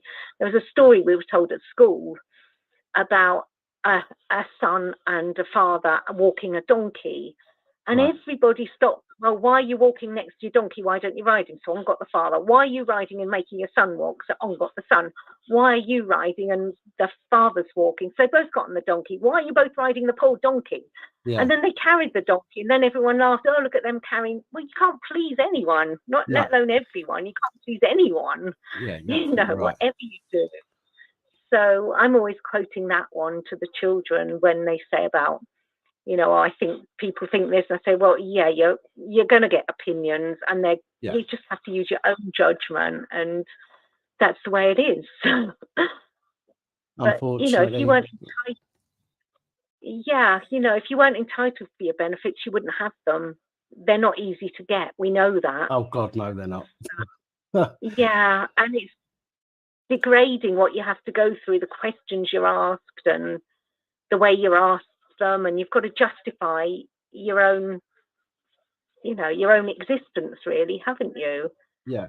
You know, what right do you have to breathe this air that you're breathing? You know, and I think people think let's that. see if you're eligible. I mean, there are some people out there that will go on benefits simply for the fact that they can stay in bed all day and do what they want. Well, not what they want, but not have. You know, there's a lot of things that you don't have to worry about if you're on benefits. But there's also for the people that do want to work, there's an awful lot of things that you have to worry about whilst you're on benefits. I hate the idea that I literally have to ration the amount of electricity I use or the food that I eat, or, you know, all these different things. I have to make sure that I've got change in case I need to get a taxi or a bus. I don't get a bus, but I need to get a taxi to a hospital appointment, for example. And if 1 week I've got to pay more on my electricity bill, for example, then I don't have that money to get a taxi to my hospital appointment. And if I miss the hospital appointment, then they kick me off the waiting list. And, you know, there's an awful lot of things that being on benefits, stress that being on benefits causes more than if you was working. I mean, if I was able to go and work and do the jobs that I used to do, I would love it. I genuinely would. I'd come home, I'd probably do maybe one video a day, you know, but I'd know that I've got the money that I'm earning from a job, and I don't have to worry about me gas and necking. I don't have to worry about what I'm eating tomorrow, you know, and it takes a lot of stress off. I don't like the stress of being on benefits. And I know there's a lot of people out there that don't either, but these people that think that they are high and mighty, and they start going, oh, you're on benefits, you're a ponce and all this, that and the other. They just don't seem to understand that, you know, just because you're on benefits doesn't mean that you want to be on benefits. No. But if you've paid into it all your life and you're entitled to it, then you might as well bloody use it when you need to. Exactly. I mean, if you have, you know, if your health somehow improves, then you're going to be straight up, oh good, you know, what job can I apply for? And you'd be quite happy to, you know, you wouldn't stay on the benefits a moment longer than you had to, I'm sure. No. And I think those who struggle the most to get the benefits are those who don't want to apply and don't want to be a burden on the system, and they worry. They really, really worry. Oh no, I've got a renewal coming up. Yeah. You know, once it all goes wrong, because people who've got, you know, they've got the enhanced rate for their mobility and their mental health and whatever else they care. one moment, and then they get 0 points in the next letter, and that worries so many people.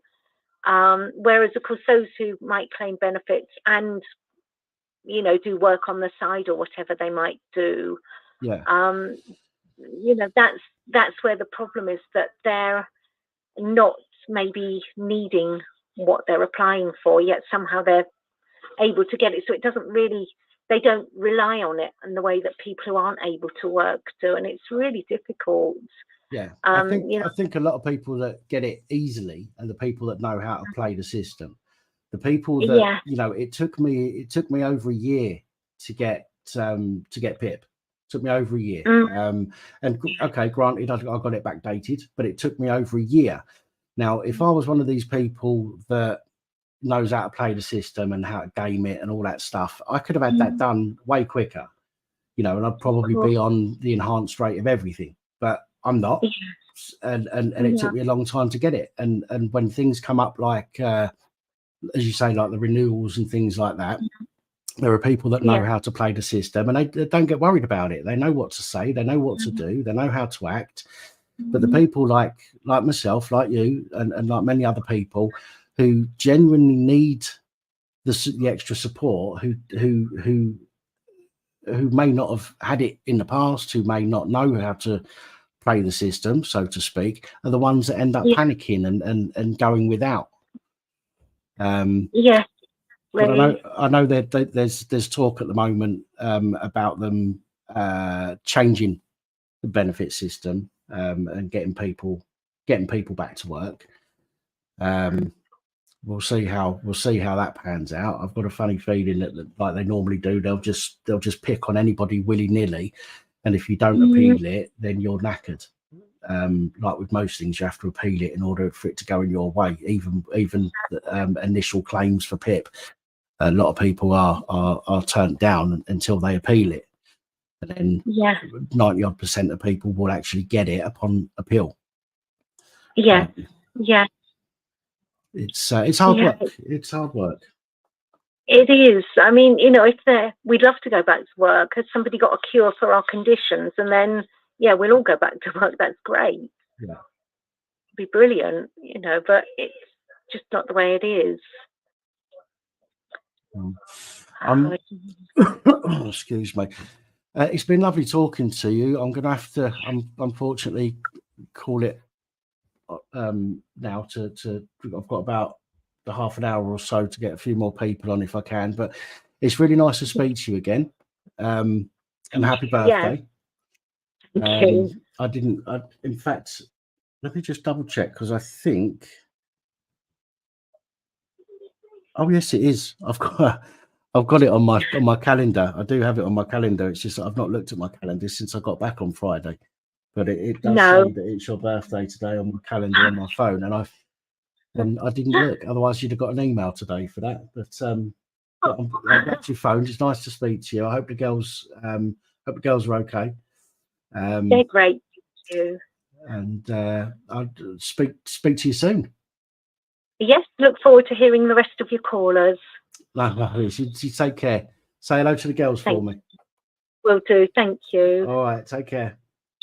Thank you. Bye. Bye. That was nice. Not spoken to her for a while. Wasn't expecting the phone call. Hiya, Paul. How you doing? So I'm out of coffee, but I'm going to leave it till 10 o'clock, and I'll do 10 o'clock. I'll go make myself another coffee, then we'll come back and we'll open a panel up, and we'll see who wants to come on the panel. But until then, the lines are still open, 01515289590. If you'd like to give us a ring, talk about anything, share a story, whistleblow, talk shit, call me names. I don't mind. I can handle it.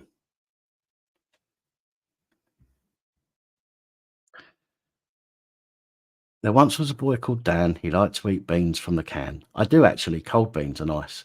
He ate them on the shitter because they tasted so bitter, and now he's plastered the pan. Okay. Can't say I've ever eaten anything while sitting on the toilet, to be honest, but you know, maybe it would save a mess now and again. No, I'm not that old yet. Not that old just yet. How many grafts did I get? To be honest, John, I went there to get 3,000. I don't think I had 3,000. I mean, we've got this, which is about 1,500, maybe 1,700, and they put a little bit on the top, on the bald patch at the top, where it keeps rubbing on the headboard. I wish. But yeah, I think there's probably about 2,500, maybe. But I do need to go back next year, end of next year, and get the back touched up a little bit.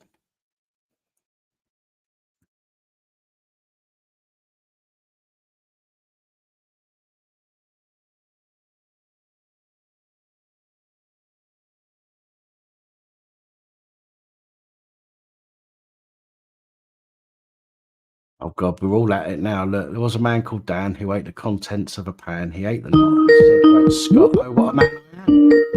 Very good, Brian. Hello, good evening and welcome. How you doing, Dan the man? Hello, Scott. How you doing? So I thought I'd ring in and see how it went with the kids. See how everything went. It went. Sorry, people are making up rhymes, and Holly's just made one that says there was an old man called Dan. He was a bit of a knob at the end. Not as much as a rhyme, but brutally truthful. How are you? I wouldn't expect anything less from that young lady. There was a man called Dan, a bit of a knob at the end. Well, what can I say? Yeah, no, things went well. Thank you, Scott. Thank you for asking. I didn't see them as often as I'd like to whilst I was down there, but I got to see them. We got to have a talk about some things. I've promised to send them all of the evidence that I have to show that whatever they was told is not true. So I've got to do that over the next couple of weeks and send them some information. But it went really well. There was no awkwardness. There was no sort of, when you meet somebody for the first time and it's like, oh, I need to keep talking. If they go quiet and you feel that you need to talk to break the silence and look interesting and all that kind of stuff. There was none of that kind of stuff that went on whilst I was with them both. I'm really glad that I managed to get to see them. And as equally important, Dan, pleased that they've seen they've grown up and they've seen a little bit. There's two sides to the story. Yes, well, my youngest boy actually said to me in a message after he got in touch with me the last time that he knows that he was lied to as he was growing up. And that was before I showed him anything or explained anything to him. And I showed him a few screenshots of messages that spanned about a 5-year period where I tried to get in touch with them and was denied. So I think they know that I didn't just piss off, although I did piss off in a way. I didn't just forget about them, and pretend that they didn't exist. There was none of that went on. Yeah, it went well. Thank you for asking. I appreciate that. I'm pleased, my good brother, and I hope that this is a stepping stone now for brighter days for you, Dan. Well, one of the things I've always said is that I will always leave my door open. It might take 10 years, it might take 20 years, it might take 30 years, but eventually, even my eldest boy eventually will want to know where he came from. And when he does, the door is always open for him, as it was with the youngest two. You know, we've spoken in the past, the youngest two and I, and then have fallen out. But I've never closed that door. You know, it's always been that if that's how you want to be right now, that's absolutely fine. If you ever want to contact me in the future, the door is open. You can always get in touch with me, and they have, and thankfully they're old enough now to sort of see from both sides and understand things a bit differently. Well, I'm hanging on. I'm hanging on for mine to do the same, Dan. But I mean, I've still got my eldest boy that is well and truly turned against me. Well, yeah, mine has. I can't sort of get it through my head that he met me at 12.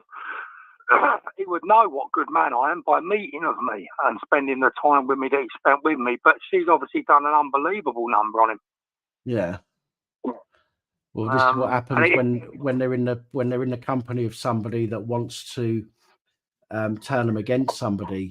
When they're in the company of somebody like that for as long as they are, and they're living with them every day, and every day they're getting turned against you more and more and more.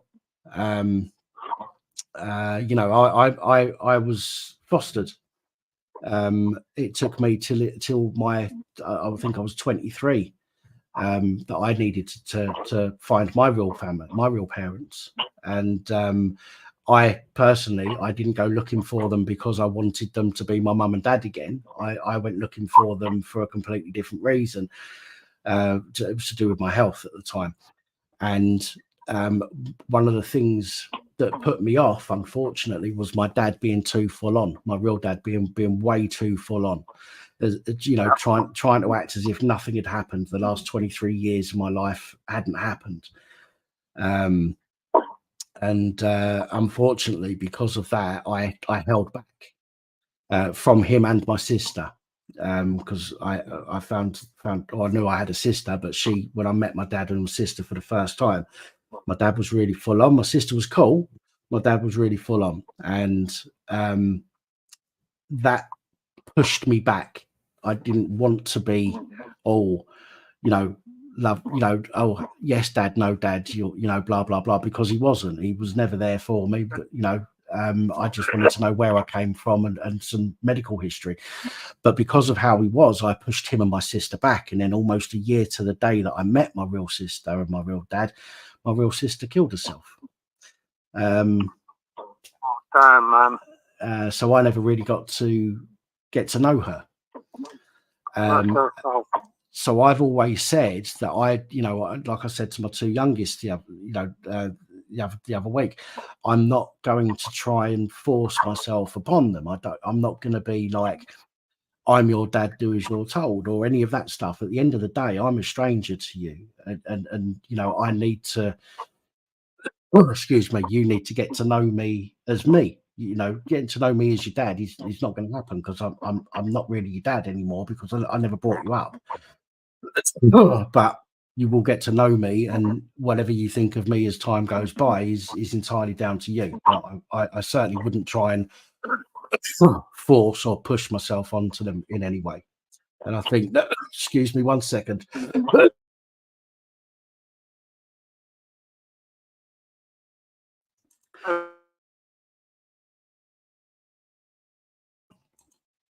Sorry about that. Got a bit of a bad cough at the moment. Yeah, I'm not 100% myself, to be fair. I feel really, really rotten. So I think all you can do is the same as what I'm doing, and that is leave the door open. If and the when. Thing is, Dan, I said to my mate Chris, he's just gone for an absolutely hideous thing with his the mother of his son from yesterday. I mean, he's been split up for a while, but she's put him through utter shit. Managed to turn the kid against him for a little while before the kid broke down and said it was all his mum's doing. Yeah. But, she's done the same thing, and she posted up on Facebook and I've put 40 grand on her head to get her and my unborn baby killed. Absolute bollocks, did not take place. All these things I've left up to the public domain, because I couldn't give a rat's pajamas. I know the truth. But yeah. I'm thinking, if she's saying that on the Facebook, what else is she saying behind closed doors to him? Now, You don't introduce your son to a monster. I'm not a monster. I've got friends of 15 and 20 years that have vouched for that. Same friends, funny enough, that didn't like Lee when she was in my life in the first place. But the damage that she's done to my earthly life is unrecoverable. I mean, she's caused a lot of my problems in my life that I've got to the current day. Jimmy Joe's non-existent in my life, which is obviously greatly upsetting at this time of the year for me. Yeah. It was his birthday, the 1st of November. I do think about him all the time, but especially on that day, and obviously Christmas. And I just, it's like I said to you, brothers and sisters, over the last 5 years of knowing you, and I've said to my friend Chris of 30 odd years nearly. Me and him are scratching our head. We can't believe how he's not getting in contact. We're sort of like, surely he can't be that thick. And I'm like, well, he can't be because he's come from my balls. So, I would hope he at least has some sort of kudos or moral compass about him. But the whole family, as I've said to you guys before, poison. And even when I was suicidal, which I'm still battling with those thoughts every now and again, but nowhere near as bad, I was ostracized for talking about it. Yeah. From the mother of my son. How dare you be talking about your suicide? What you're trying to do, upset Jimmy? Well, firstly, his name's Jimmy Joe. And, secondly, no, I'm not trying to upset him. We're urged to talk about our mental health battles. We're urged to talk and be open and candid and truthful about all the situations that we're experiencing. And if I can't talk on my journal when I was close to ending my life, then he wouldn't have known the truth from anyone other than my friend. So at least he gets to read it if I did take my life. Yeah. And she's gone to that level, and she got me arrested for 30 words on Facebook, got me arrested for threats to kill that I didn't make, that got chucked out of court. Just everything she's done, she's managed to get away with doing. It's just, and it's annoying me, Dan. Because he's 19. Like I said, right, the way I see it, right, my boys are now going to be able to see the truth. Okay, they're going to be able to see and I've said to them, like, oh, you've gone. No, you haven't. No, You're still there. Oh, there you are. So I've said to them, like, one thing I won't do is when I give them the information that I've got, I'm not going to give it to them whilst I'm with them, because I want no influence on what they think about that. I want them to see it themselves, read it themselves, and make their own decisions without me having an influence on them whatsoever. Because I know that the proof is there. I know that the truth is there, and they'll see it, and they'll know the truth themselves. And the same thing for you. Okay, well, you use Facebook as a journal, as many people do. There will be a time, I'm telling you, right? You can't see it. I'll do it, because I've got no other way. Losing Jimmy Joe I said to you, brothers and sisters, that I love in the channel, and my friends are 20, 30 years, 15 years, yeah? Everyone knows I'm transparent, Dan. I don't lie about nothing. You hear the truth out of my mouth. If you don't like it, there's a door. You know what I mean? It swings both ways, and it can close on me as well as open. So I never hide anything up, but, what's tended to happen, I found that honesty's got me just shafted. It's just got it used against me. People have used it as a playing field, a stepping stone to abuse me, to terminate my life pretty much. And what I've gone through the last 19 years, as I said to you, brothers and sisters, in the chat before, when I lost Jimmy Joe, it was as if someone did put out my flame. There was no energy to get up and go to work anymore. There was no energy to run my business. There was no energy to pay my mortgage. There was no energy to do anything, because I lost the only thing that's ever really mattered to me, which was Jimmy Joe, because I never had a dad. So I wanted to be a good dad, and I've been robbed of having that opportunity to be a good dad. And then it's affected my health. 5 years, I've blinked, it's become 10. I've blinked, it's become 15. I've blinked again, it's become 19 years of misery, Dan. And the longer it goes on and the older I become, as you will know yourself, Dan, you start getting a bit despondent of the world. You start getting a bit fed up. I'm not having the greatest of life, Dan. I'm struggling still. I'm still trying to get my head out of the parapet. I'm still trying to get myself on a level playing field like everybody else is trying to do, the cost of living. And it's just a constant monotony of misery and upset. And as the years tick by like a stop clock, you think, what's the point? I'm nearly 50 in another 3-4 years, and I just feel like I could, like you said earlier, Dan, I could resonate to what you said on the chat about an hour or two ago. I'm praying to go to bed and not wake up. Like, and I shouldn't be feeling like that. I should be wanting to go to bed and sort of, you know, not wake up here in the earthly world, in the earthly realm of gods, but wake up back home in heaven and then see Jimmy Joe when he comes home. Because what Lee's done, and a disgusting family, is absolutely annihilated my son and the father-son relationship, and vice versa, son and father relationship, all out of the fact, Dan, that they've tried to cause damage limitations. So don't have me in the life of him. He doesn't get to see what a wonderful dad that I am. He doesn't get to see the wonderful man that I am. He doesn't get to meet all my friends that I've still got when I was dating Lee, and new friends that I've since made since Lee. Yeah. And he doesn't get to see the wonderful human being that I and all of my friends on the earthly world and realm know that I am. But what he does get to be told is lie after lie after lie after lie. And the police don't help me none, because they don't like me. They're bullies. They don't like me for talking the truth and siding with the auditors and putting my tuppence worth into their gun-ho for me. And of course, if you're a young man of 19, which Jimmy Joe is, he might be thinking, oh, the police are wonderful. He might not be switched on. I mean, when I met him, he was switched on, but he might not be educated to know how corrupt this world actually is. And this realm is actually very corrupted by the false positions of power. So if he isn't switched on, and it's the old but the police say old bullshit out of her mouth, or he's threatened to kill me, Jimmy Joe, which of course never happened and was chucked out of court with no evidence. It didn't take place. And then one more lie comes after that, and then another lie from Lee, and then another lie. All these lies are stopping me seeing my kid. But that don't matter to the old bill. That don't matter to the court system. That don't matter to the justice system. It don't matter that I've been made suicidal and self-harmed because of these situations, Dan.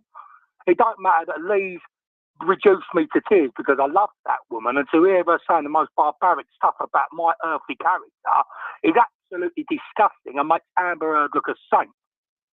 I mean, it's just, I can't believe how these women can still get away with these sort of mantras and these notions and these made up Harry Potter style stories when it's utter shit and utter bullshit, and still they're mollycoddle because they've got a big pair of tits, or they look a little bit attractive on the old human eye socket.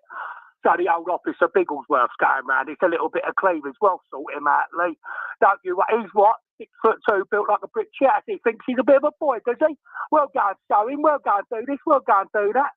But the truth of the matter is, they're a load of scumbags has lost their souls as well, like Lee.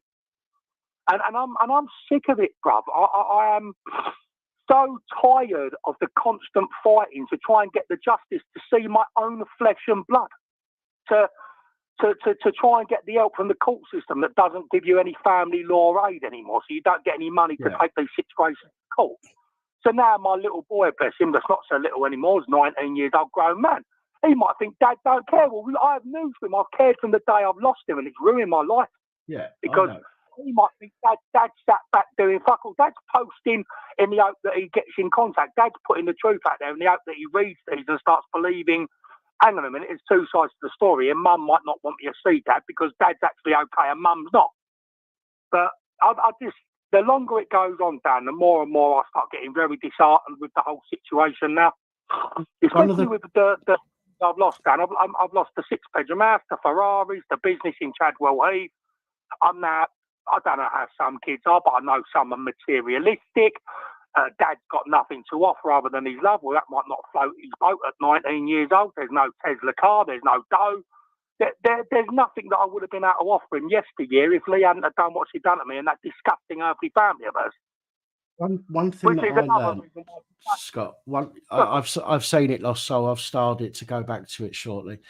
One thing I realised, Scott, over the years is that it's a waste of time trying to fight and argue with the mother of the kids. And the reason for that is because they have the kids. So when you upset the mother, or when the mother perceives you to have upset her, she will use that to turn the child against you even more. So what I decided to do is in 2011, I started keeping a diary of all the times I tried to have contact, all the phone calls that I tried to make, whether I got, and I know it's different for you because you haven't got the opportunity to phone him as far as I'm aware.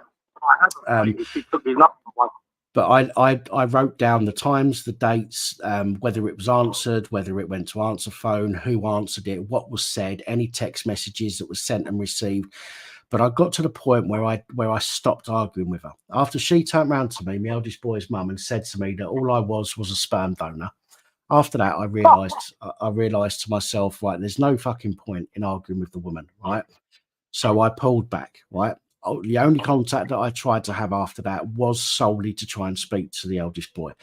And I've kept a record of all of that. Now, my son will eventually come and find me, same as yours will. And at that point, I will say to him, look, this is the reason that I didn't continue to try and have contact, was because I had to have contact with your mother. And unfortunately, this is the kind of thing your mother put me through. And I'll show him all of the messages that I've got. I've got the screenshots of the messages on Facebook, many of them, you know, posts, messages, text messages. I've got them all.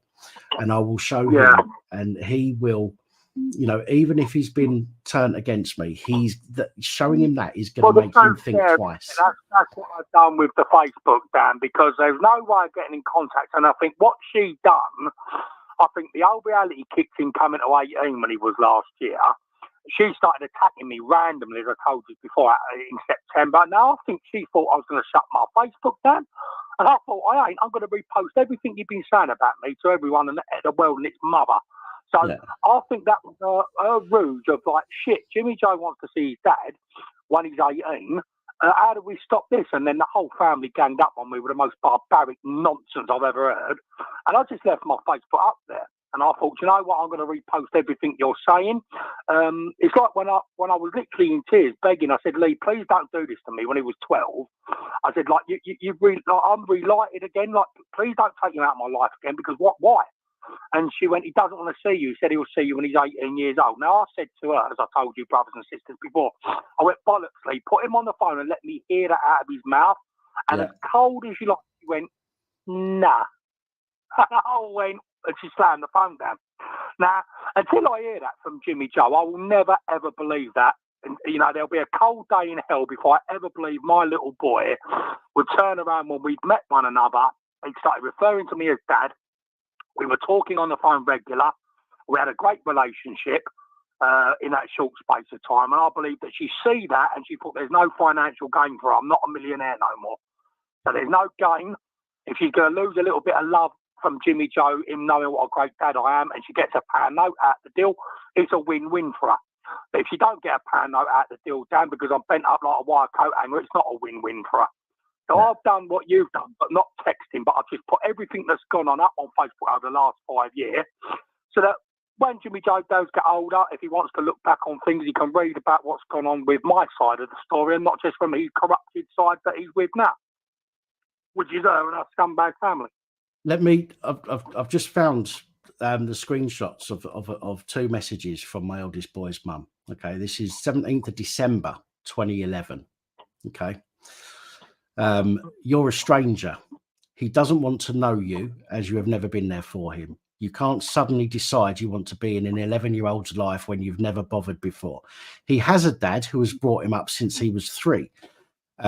He and I are not even together anymore, yet he is still a dad to him. You are merely the sperm that created him. You are not and never have been his dad. Right? And then I said, thanks. I thanked her for that message. And then she said, he knows exactly what a waster you are, and he doesn't actually want to know you because he already has a dad that cares for him. Right? And that's the kind of thing that I had to put up with. Right? Never once in these messages have I turned around and said to her, you fucking cunt. I've never read it like that. I've lost my shit, but I've always been pretty diplomatic in the way that I've put it across. But that's the kind of shit that I've had to put, which is similar to what you've had to put up with on Facebook. And I've seen some of the messages that she's put on Facebook. But what I decided that I should do is just keep a record of it and have nothing more to do with her, and just keep a record of all of this stuff. And eventually, you know what it is, all my girlfriends have been good-looking girlfriends. I mean, Laura was the best I've ever dated, but Lee's another an attractive, well, was attractive. I think she's ruined herself a little bit what she's done with her face. But you know, you look at these women, you think the butter wouldn't melt in their mouth. And I remember sitting here like last year, and I broke my heart and I cried down. I was battling not to take my life, and I couldn't believe what was coming out of her fucking fingers on the Facebook. I couldn't believe the outright lies and character assassination on me that was done, that broke me into nearly wanting to end my life on that particular day. I just held on that little while longer with the love and support of your channel. But I can never ever forgive her for this. Chris said to me, what would you do if she sort of like started realising what she'd done and apologised for what she'd done, and would you forgive her? I said, like, being that you're religious, Scott. And I said, I don't know, Chris. I said, you're asking me something that I can't answer right now. I said, I'd like to think, you know, standing morally correct with Father Jesus and God, that I would. Yeah. But how could I that when she said the most barbaric things? I said that I threatened to, I mean, one, I wouldn't threaten to kill anyone. I certainly wouldn't threaten to kill my unborn baby, and £40,000 she's quoting that I've chucked this figure out of 40 grand. Ridiculous. It's ridiculous conversations and talk from her side of the family. But you wouldn't think she could be so cruel. But I've said to my friend Joanne and many other of my sisterhood friends that I've got here from the earthly world and realm of God, they've all said the same, that she's trying to damage limitations. She knows full well what she's done. And she knows full well that if Jimmy Joe's in your life, he's going to see the wood for the trees and see it clearly. So she's now trying to stop that from happening, because, of course, he'll start going, Mum, why did you keep me out of Dad's life? One, you've ruined his life. And two, he's lost his son for 19, 20 years, or however long it might be till he gets in contact. Yeah. And he'll work it out. He'll work out that Dad should have had me in his life, or might not have fallen down as hard as he has. He will, and he will absolutely resent his mother for not allowing him to have you in his life. And I'm telling you, he knows that, man. I think, from what I can work things out, being that I'm very honest, I think that back in that September, that random attack and phone calls that are happening on Facebook were all done because he must have turned to his mum and said, Mum, I'm nearly 18, and when I am 18, I want to see my dad. And she must have shit herself and gone, oh my God, what am I going to do? What am I going to do? Danielle, help me. Mum, help me. What am I going to do? I've got to stop this from happening, because she knows. She knows that I'll take him to every girlfriend I've dated as well. I'll go and speak to all my girlfriends then, Jimmy Joe. Let's go and see Laura. Let's go and see Linda. Let's go and see this one. Let's go and see that one. Why am I going to treat your mum the way she's saying I treated her when she had you? I say it's ridiculous, and it's bullshit, and it's lies. Yeah. So hopefully he'll work it out, because it's been years of hell on earth, man. He will. I'm telling you, as difficult as it is, and this is a test. I'm telling you, this is a test, right? If I say to myself, right, I know that I deserve to have my boys in my life, right? If I close that door, okay, if I close the door and say, right, I'm not going to have anything to do with him. If I turn around and say, well, look, his mum would have turned him against me so badly that I'll never have a relationship with him. If I close that door, I am cutting, you know, I'm the one that is then responsible for failing to have that relationship. I know for a fact that one day he will come looking, and I have kept this information that I've got. That's from 2011. That's over 10 years ago, and I've still got the screenshots from that. And I will keep that for as long as necessary, so that one day when he comes looking for me and I say to him, look, this is the situation, there you go read it, like I'm doing with his younger brothers. Go and check it out, go and read it, go and make your own decision. He will make a decision himself then that his mum has lied to him, that his mum has kept us apart. And that is going to affect her more than it's going to affect me. You know, whatever negative effects I've been through, right? I haven't had him in my life, you know, but only for about a year of my life have I had him in my life. But she's had him there now. But the thing is, she's had him there now for 20 odd years, right? When he turns around and says, you fucking lied to me for 20 odd years, that is far worse than me not being there for 20 odd years when he realizes why I've not been there. Yeah. That's what I really, really hope and pray to Father Jesus that Jimmy Joe, I met Jimmy Joe, I'm very proud of him and the man that he is. And when I met him at 12, I've got to be honest, as I said to you, brothers and sisters, and all of my earthly friends that I've known for 15, 20, 30 years, I said, look, I remember Glenn, he pulled me up. I said, one thing I will say about her, Glenn, is she has raised them. She has done good with them. She's like a good mum. He stopped me in my tracks. He said, no, she ain't, though, is she? Because she stopped a wonderful dad having a relationship with his son, Scott, and that wonderful dad is you. Yeah. So he went, she's not a wonderful mum. She might have raised him up well and this, that, and the other. That's a mum's job to do that. But not to stop a wonderful dad from having an interaction with his son that has then ruined that dad's life to the degree that it's ruined yours, because it has ruined my life. Yeah. Especially not having no mum and dad in my life. This was my opportunity, which Lee knew and all of my girlfriends knew. We all have this conversation, don't we, when we get with partners about what we've gone through, what we've been through in our earthly life. My childhood wasn't great, as I've told you, brothers and sisters, on your chat show, Dan, many times. And this was my chance to have a wonderful family life with Lee and with Jimmy Joe, and have that life that I never had with my own mum and dad. Now, that's been robbed away from me. Robbed away from me by liars, robbed away from me by narcissists, robbed away from me from people that want to make up cock and ball stories that their mum's doing. Well, ain't your mum's doing now at 37, 38, or however old she is. Nearly 40, I think she is now. So, you know, how can you keep blaming the mother for your childlike behaviour? The bottom line is her mum weren't typing on Facebook the crap that she was typing. Yeah. And I think my son needs to start working out the wood for the trees. And I said to my friend Chris, and many of my friends, including you, brothers and sisters, that I think the only way Jimmy Joe's ever going to see what's happening is when he gets hurt himself, Dan. And when someone hurts him, female-wise, you get me? And then he starts seeing the wood for the trees. Hang on a minute, I've been broken-hearted, I've been let down. Maybe Dad's got a side of the story that I need to listen to, because, you know, Mum is a woman after all. Yeah. And if a woman's capable of hurting him, maybe he might start realising that you can be a good mum, doesn't make you a great human being. No, you're right. Absolutely. I agree with that. Totally agree with that. And you more than likely is a good mum, because why would you be horrible to your own kids? Only a complete and utter wicked person's like that. But she's not a nice person, and she's not a nice person with the lies that she spatted to stop me from seeing my own kid. Yeah. Listen, Scott, I'm going to have to wrap this up, I'm afraid, mate, because I need to go make myself a brew and then come back with a panel. But listen, thank you for calling in. I'm sorry you're finding things a bit hard at the moment, but just remember, right?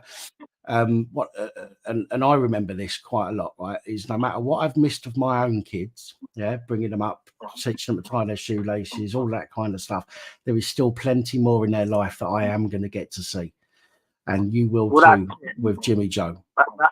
Yeah, that's it, my little brother, Dan. Thank you, my good brother. You have yourself a blessed day, yeah? Blessed evening. Scott, you look after yourself, mate. I will take care of everyone in the side chat, yeah? And I'll speak to you soon, yeah? All right, mate. Shut up. God bless, Dan. Shut up, pal.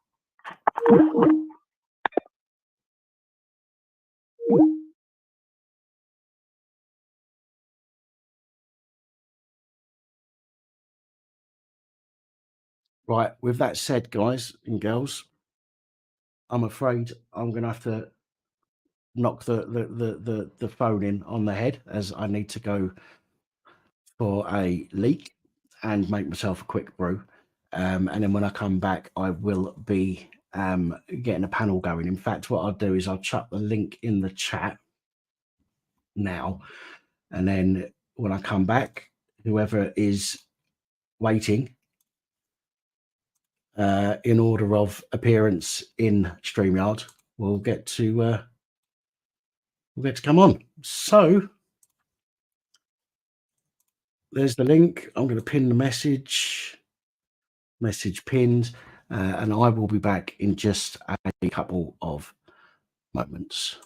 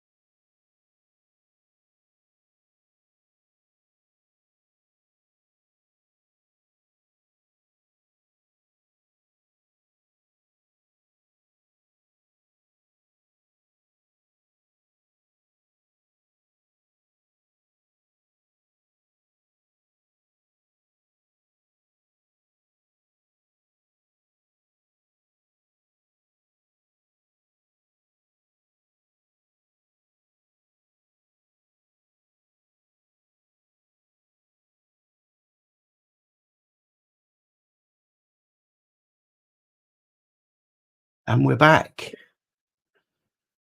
Just confirm you can hear me still. Give us a thumbs up. Yeah, thank you very much. Okay, so at least I know both of you are who you purport to be, because you both reacted to that question. So we'll let you both on. Everybody, welcome back. Hello, gentlemen. How you doing? Magic, mate. Spot on, thank you. Let me try and change the lines, because that is shocking. Yeah, it looks like a fucking halo, and that certainly ain't you. Cheeky twat. Oh dear. How's So- that? Is that better? Yeah, that's good. Thanks, Good. man. Shit, I've left my ashtray in the kitchen. 1 second. Talk amongst yourselves. well, Bless you. What's wrong with using the floor?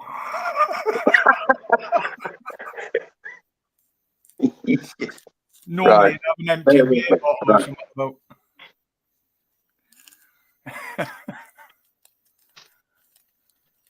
How's that? Oh, that's Yeah, better. mate. Yep. Is That's that better? Yep. And we're back. Thanks, man. Hello, Mickey. How you doing, Mickey? Good to see you. He's ready So, in Spanish, gentlemen, is he? Oh, I'm Mickey Mouse. Good evening, Mickey. hang on. Right. God bless. You've just put something in the private chat, but you're not in the back of. Oh, he won. Don't know what you're up to there, lad. Fucking weirdo. He always tries to race me to see who can get on the panel first. It's nice to see you, Jace. How you been? What have you been up to? Don't work, eat, sleep, repeat. You know what I mean? It's like I work permanent nights, as you know.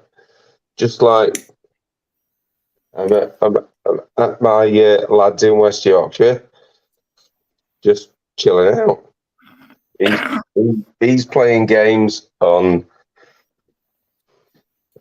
his Xbox, and he's chilling out. Not. Why not? Is that Princess Angela there somewhere? Somebody just said hello to her. Hello, Princess Angela, if you're there. I've And, just seen her in the chat. Just have to No, say somebody just put it there. I didn't address people's question. Okay, good point. Hang on. This one. Beagle. I did do a video detailing how to do this. I can't remember what the fucking video was called, though. It was about 1.5 years ago. Oh, yeah. But basically, you don't need to do it in any official capacity as such. So you can do it by email, you can do it by letter, you can even do it by going in and asking them. But it's always better to do it by email or letter and keeping a copy for yourself so that you've got evidence that you did it. You just literally need to ask them if you've got the incident number, the date, any information that they're going to be able to use to identify the footage. If it's more than 30 days old, the chances are it's already been deleted. So if it's happened more than 30 days ago, the chances are it's already been deleted, which is why we always need to request this stuff as soon as we get out of the nick. They will ask you for a photograph of yourself so that they can verify it's you on the video. They will ask for other information as well, which they don't fucking need, but unfortunately without it they won't give it to you. So they will ask you things. For example, they'll want your date of birth and your name and your address. They'll also want the incident number or anybody that was there at the time and the date or anything like that. But they will also, as I say, they definitely need a photograph of you if you're looking for body worn footage, because they need to blank out anybody else that's not you. But yeah, you can do it through email or through letter. I would suggest one or the other. I wouldn't suggest going in and asking for it, because it will get forgotten about and you've got no proof that you've been in to ask for it, which is a bit of a nightmare. I hope that helps.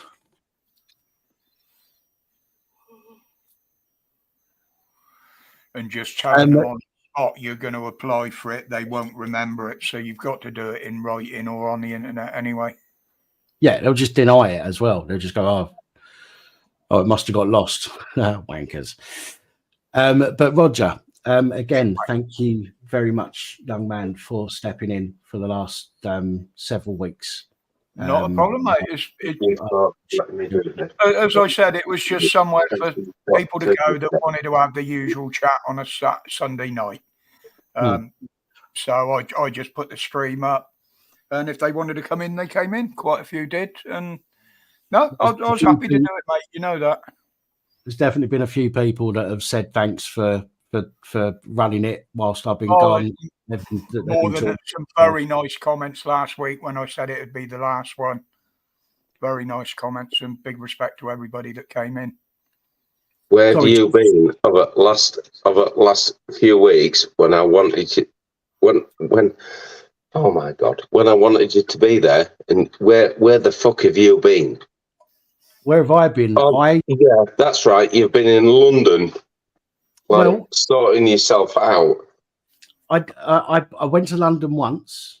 I had to go through London twice to get where I was going, but I went to London once. I went to spend some time with the family. Went to eventually and finally spend some time with my two youngest kids, which was fucking brilliant. So I managed to, I stayed at their house as well. I mean, they've got their own houses, they've got their own flats. So I stayed overnight at their flats for a couple of nights, and you know, we spoke, and you know, we didn't get into too deep like things, but you know, they asked me some questions. I said, if you've got anything you want to know, ask me. You know, and I'll be honest with you. You might not like it. But I'll be honest with you anyway. To be honest, they were both pretty much, well, do you know what? We know that we've been lied to. I don't, you know, and they weren't really expecting explanation from me, which was quite nice. But I've said to them, as I said a little while ago, I've got evidence on my phone that I've saved for the past 10 years that I will share with them. And then they can use that. They can make their own decisions on what they read and what they've been told. You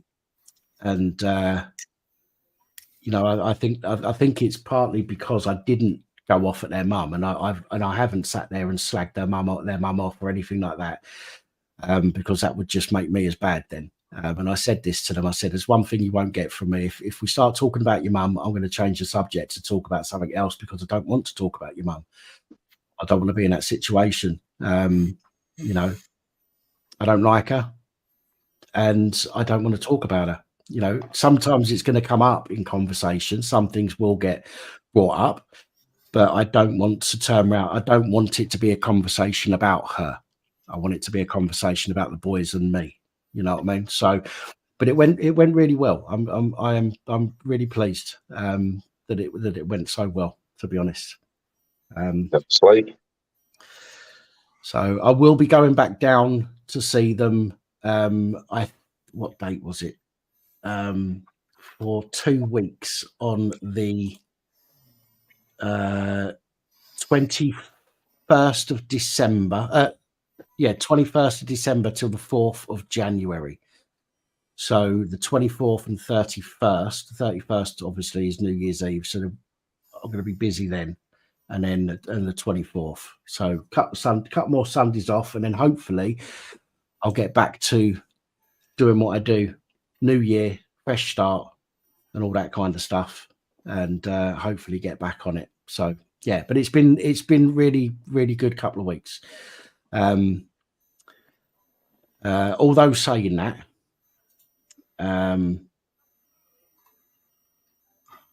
my mum and dad's health isn't great. So there are ups and downs to it. You know, going down to see my mum and dad, their health's not been ideal. And having to leave them to come back up here, knowing what they're going through health-wise was harsh. But, you know, I've got to look at the positive things at the moment, and the positive things are that they're still alive, still breathing. I managed to see them. and I managed to see the kids as well. So the rest of it, we're just going to have to play by ear for now. See, that's thank you for asking. Mine. I hadn't seen mine for 40 years since I left. They were turned against me from that day. Even my own family were turned against me that day. None of them know the full story and the truth, other than my dad, who was the first one to die. And I've left it that way. They can think what the fuck they like of me. I don't give a shit. The kids always know where I am. They've always got an avenue of contact if they need to. The fact that only one of them did for a short period of time, that just shows me how far they were turned. So I'm not going to disrupt their lives after 40 years. Yeah. Just to pop up, you know.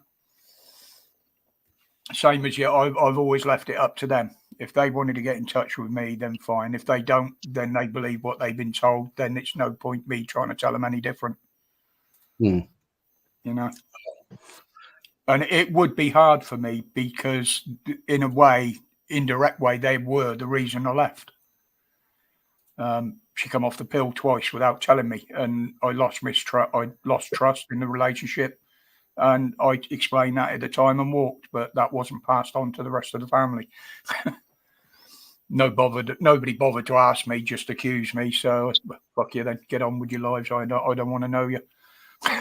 It's earlier, Roger. It's far easier to hate people and dislike people than it is to like them. You know, you've actually got to do some digging sometimes to like somebody, to find out why you should like them. Hating people is easy. Hating people is easy to follow the crowd. I will admit, I mean, Heather's talked to some of my old friends from the past, and she knows what I like. And I wasn't proud of what I was a lot of the time back then, because I was a right bastard sometimes. But not in that way, if you know what I mean. Much has changed, Rog. No, just age. I'm an old bastard now. Yeah. Oh, anybody that heard me say in the week about the protest in Birmingham next Saturday, the Just Stop the Boats, it's actually been cancelled. What, the boats or the protest? Oh, I wish. I fucking wish. I've done the same with their saying. Remember I said when the police say sorry, I just tune it out now. I don't hear it. Yeah. I've got exactly the same with, we're going to continue to stop the boats. I mean, when did you fucking start? I ain't seen it. Yeah, I'll tune that one out now.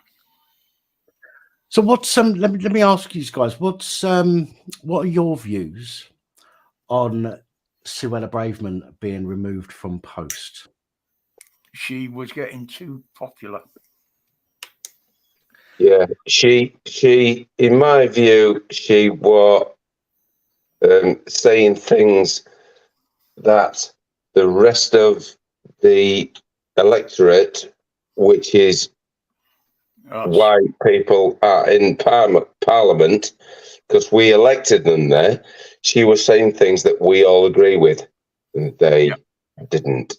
She made a mistake with the homeless quip, but the rest of it, she was saying exactly what the people want to hear, and she wants the support because she thinks that part is breaking up, and she wants to get in as the head of it. And if she gets enough support before then, there you go. Do you not think that that her being removed from post would give her some more popularity? Yep, absolutely. And I think she would do better if she started her own political party or went to another political party.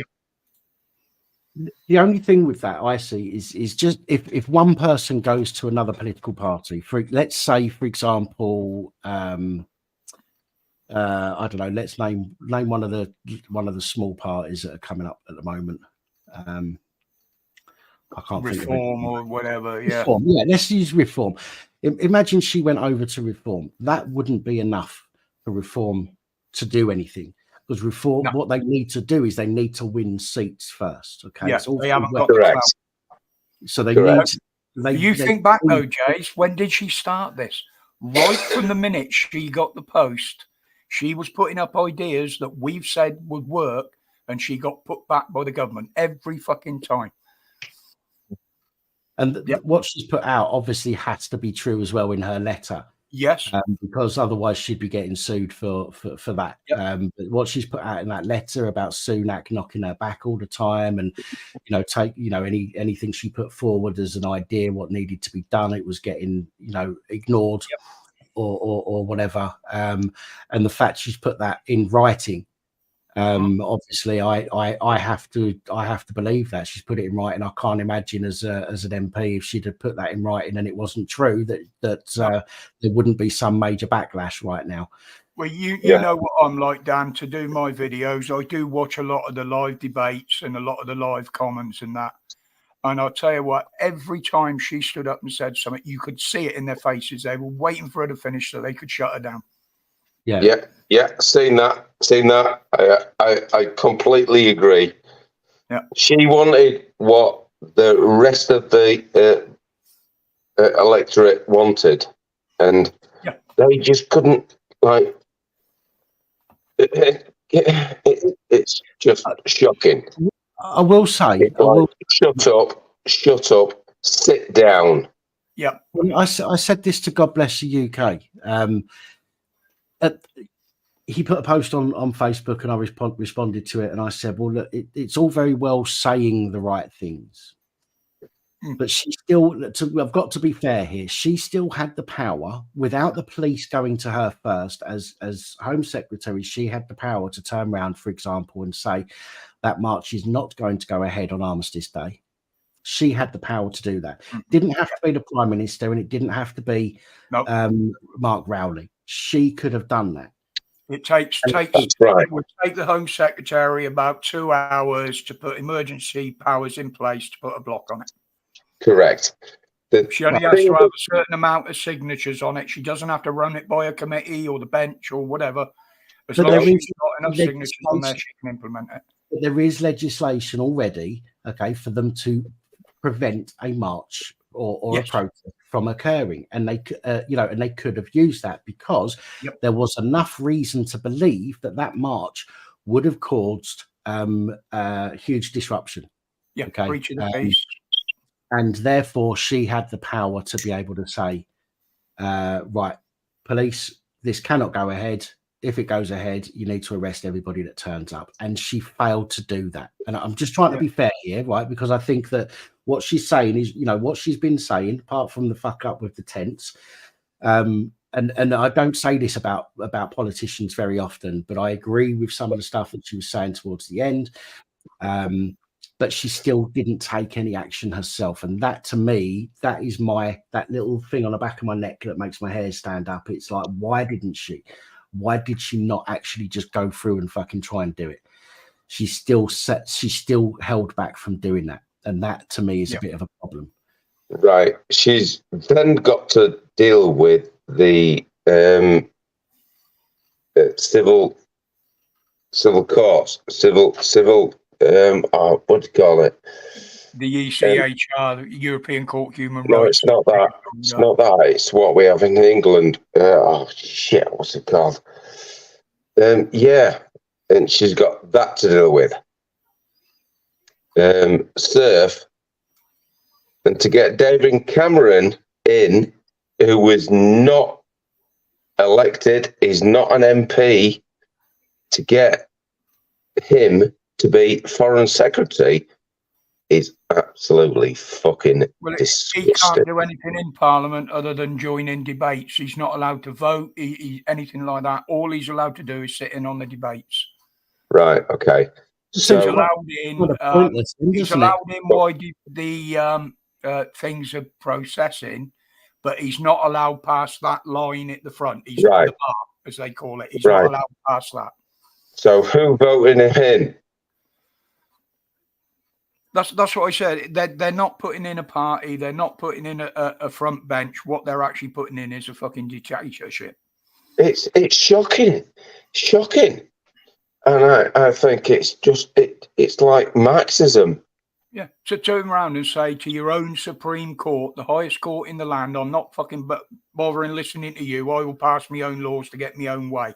That says it all to me. Yeah, me too.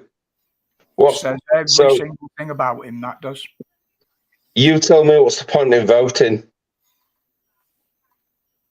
Well, I think no matter what happens in the next election, he's lost it, and if the Tories win it, he'll lose the PMship. They won't have him in there. They'll get rid of him. Haven't they already put in letters of no confidence? Oh, loads of them out, and loads of them are leaving simply because of when the hint of the election is. Right. If they resign or take the Chiltern Hundreds, they can't apply for a new position in Parliament for 6 months by their rules. Right. Now, you think back, if a lot of them are resigning now, when's 6 months up? May, when they said the election's more likely to happen. So they can all get new positions on the day after the election. Right. Yeah, it makes sense. Yep. I actually researched it, and I did put the things up on the channel showing exactly the rules.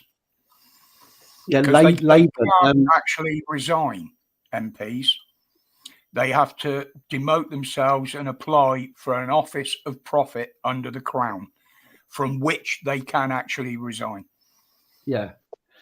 I mean, and Angela's just put there, Labour's lost 10 of its front bench this week. I believe that I can't remember, what was it? I was watching something the other day or yesterday, I think it was. And there's about fuck it, what was it? They've lost a quarter of something. I can't remember what it was now. I'm not, I don't do politics, so I don't really pay that much attention to it. But I do know that they've lost about. There was something I was watching, and it said that they've lost a quarter of something, and I can't. Oh, that's the Labour membership of the Labour Party. It could well be. Because a load of them have been withdrawing their support and financial support to both Labour and the Tories from the parties.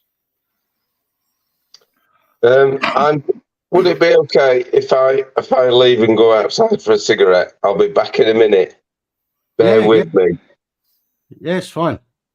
Thanks, man. No worries, mate. Won't be long. Yeah, I did a video about that in the week about how they can step down and step back in, and then as soon as there's an election, they're right, I'll go with that party. They won. Yeah, but it's unfortunately we're still this fucking two-party bollocks, aren't we? Until these smaller parties get more seats. The thing is, with the small parties now, they might take a lot of votes away from the big ones, but not one of them will get a majority big enough to fight them. Yeah. Or the most they can do is take votes from the two big ones. None of them will get enough to even threaten either of the two big ones, unfortunately. And they know that, which is why they can do what they're doing. Because they know that whatever happens, one of the fuckers will still get in.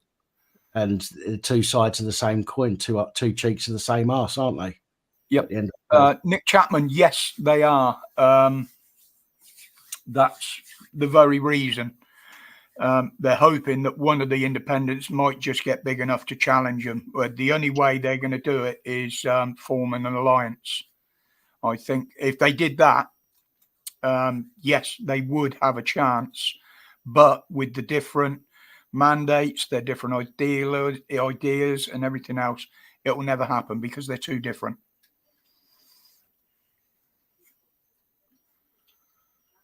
Fucking hell, I'm getting political on a Sunday night. That's unlike me, isn't it? I'm normally taking a piss out of somebody by now. But yeah, we got a private schoolboy front bench, haven't we? Well, this is what I've always said is that not a single one of them know what it's like in the real world. No. Not a single one of them. No. Which is why it's so easy for them to spend, to spend our money the way that they do, because they don't know what it's like to be us. No. They don't know what needs to be money needs to be spent on. I mean, 2.8 billion pound on potholes. You silly fucking mug. But they promised 100 and something million to Birmingham for certain things. All that ain't even going to pay off their fucking debt where they're bankrupt.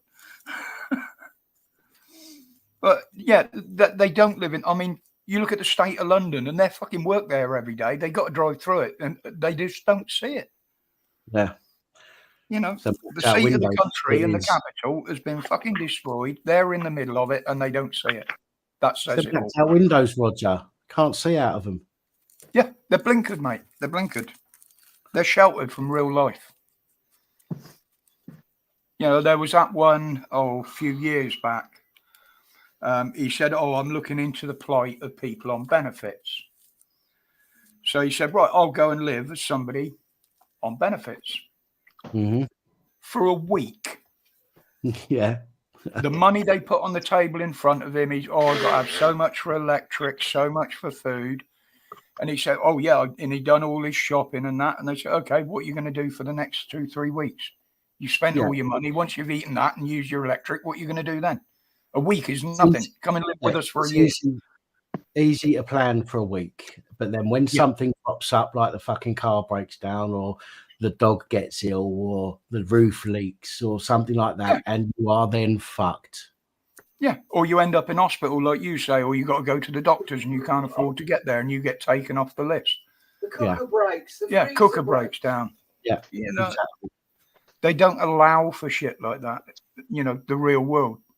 Our cooker's broke. Oh, we'll tell the chef to order another fucker then, you know. Yeah. Yeah, you know, you're right. You're absolutely right. It's like all their second homes in London. Now, if me or you had to work in London and we lived where we do now, we'd have to pay for the place ourselves because we chose to work there. So why don't they? It's not as if they can't afford it. Well, all their houses get paid for by us, don't they? No, not all of them. They do claim certain expenses. Yeah, you know the expenses get fucking roughed up and you know, puffed up and fluffed up and all the rest of it. We all know that. But if you're working in London in the week and you're going back to your seat at the weekends, all you need is a fucking room with a bed in it. Yeah. I would open a block next to the house, next to Westminster, and say, right, any of you fuckers, yes, we will pay your rent. We will pay for this, but that's where you're fucking staying. Get old Charlie to open up a few rooms. He's got enough, hasn't he? Yeah.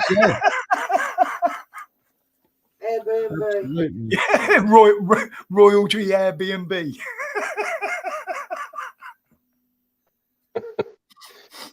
Bunk beds. Right. Yes, that I don't know if that would be a good idea. You might get the top one removing the mattress because you know what some of them are like.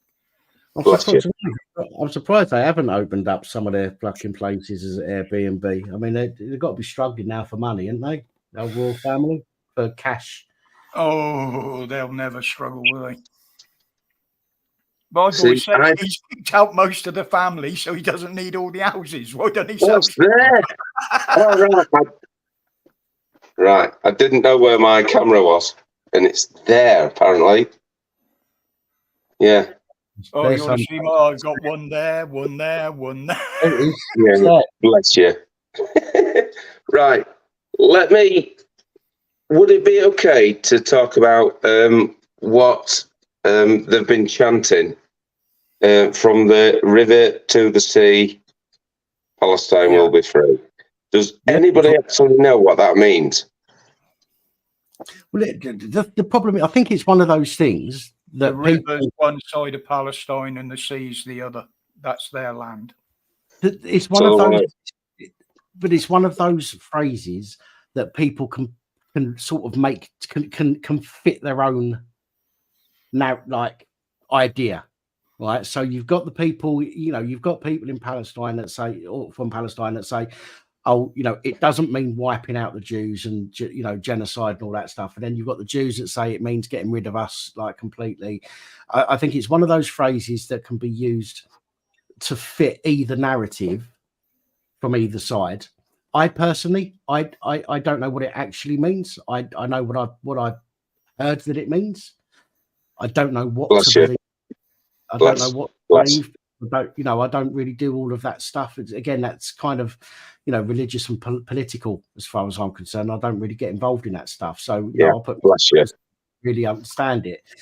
But yeah, I mean, it could well mean to some people the eradication of the Jews, and to other people, as they're saying, it's not about the eradication of the Jews at all. But I can't see it meaning anything other than that, if that makes sense. I can't see it meaning anything other than getting rid of everything from the river, across the strip. Which river is it? Well, this is what I said earlier. I don't know. Right, it's from the River Jordan.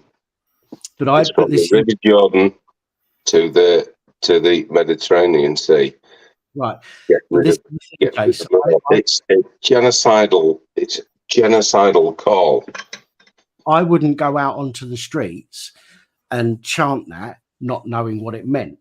Even if I was even if I was pro Hamas, anti-Israel, I wouldn't go out there and chant it because I don't know. But there are many people that are out there that ain't got a fucking clue, and they're just jumping on the bandwagon. And again, if you ask them all, what river are they talking about? I guarantee majority of them would say, oh, I don't know. Guaranteed. Yeah, that's right. It means River Jordan, sweep it into the sea. Yeah. Get rid of the fucking lot, is what it means. Yeah. Everything between the River Jordan and the sea, we own. That's what they're saying. Right. Sorry, I just need to, Angela. It says, I'm getting a pop-up on the screen that says your guest, Princess Angela, is on Android/Chrome. Oh, I keep getting that. Which is a bug that causes echo. It says they're working to fix it, but I'll bring you up. But we might have an issue with echo. I've never seen that warning before. I was getting it last week and this Friday. Sometimes their mic will echo, sometimes it won't. Okay, let's give it a go. Hello. Am I echoing? No, you're not. I changed my browser to DuckDuckGo, and I was like, "Yeah, go on." I don't know how I managed it, but yeah, I don't know how my microphone is though. Hi. No, it sounds fine. It sounds fine. Okay. Sounds fine. How you doing? All right, thank you. I just wanted to jump on really and just say, if anyone comes on pretending to be me, it isn't me. Okay. Obviously, they're pretending to be me. Well, thankfully, you come up as authenticated with your YouTube channel, so I know it's you. Plus, I knew it was you because you was reacting to what I was saying. Yeah. The channel if you're in the back room and you've got a dancing dick in front of you, you ain't coming up. No, I'm saying a channel got took down yesterday because of it, and also somebody's been able to claim my voice and obviously use my picture at the same time. So they're using AI to do it, Angela. Yeah, and so someone did it of me. Tried to get on Glenn's channel. Wow. Madness anyway.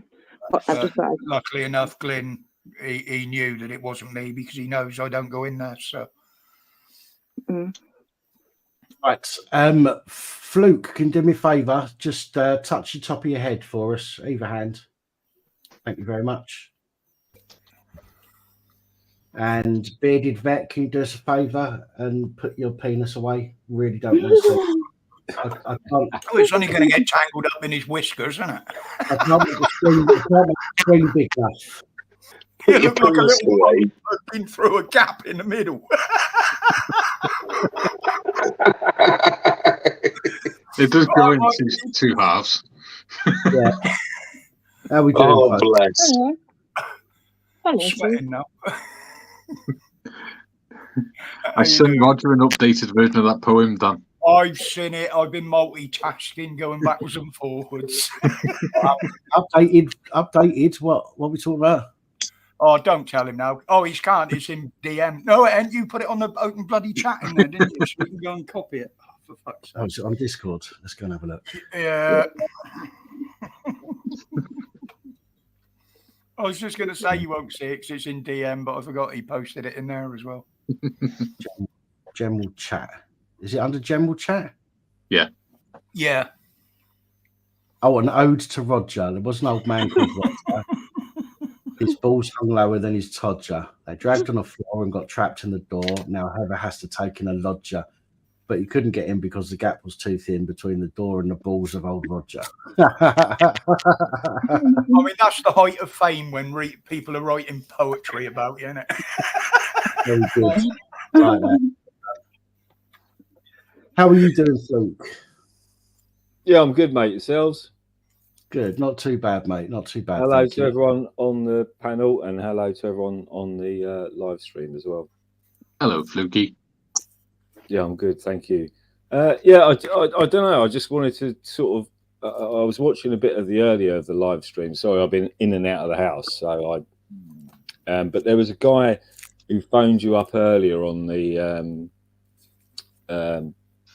What do you use for the phone calls? Skype, yeah. Skype, yeah, a Skype guy. And he was going on about anti-Semitism this and anti-Semitism that, and it was absolute horse shit, is what he was talking. It was absolute horse shit. And I just thought to myself, well, he sounded like somebody that was literally coming from the mainstream media. That's what he came back as, because it was like, everything you say is anti-Semitism. Everything you say is anti-Semitism. And it was bullshit. It was absolute bullshit. Every fucking word that came out of that bloke's mouth was horseshit. That's probably why he's been banned from every radio station he rings into. Yeah, and it's the one I'm thinking of. Well, apart from the BBC, maybe. I'm sure the BBC would let him on, you know.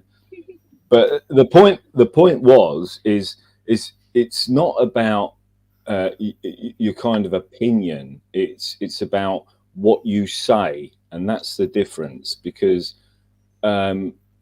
if I disagree with the policy of the Nigerian government, that doesn't make me racist, does it? No.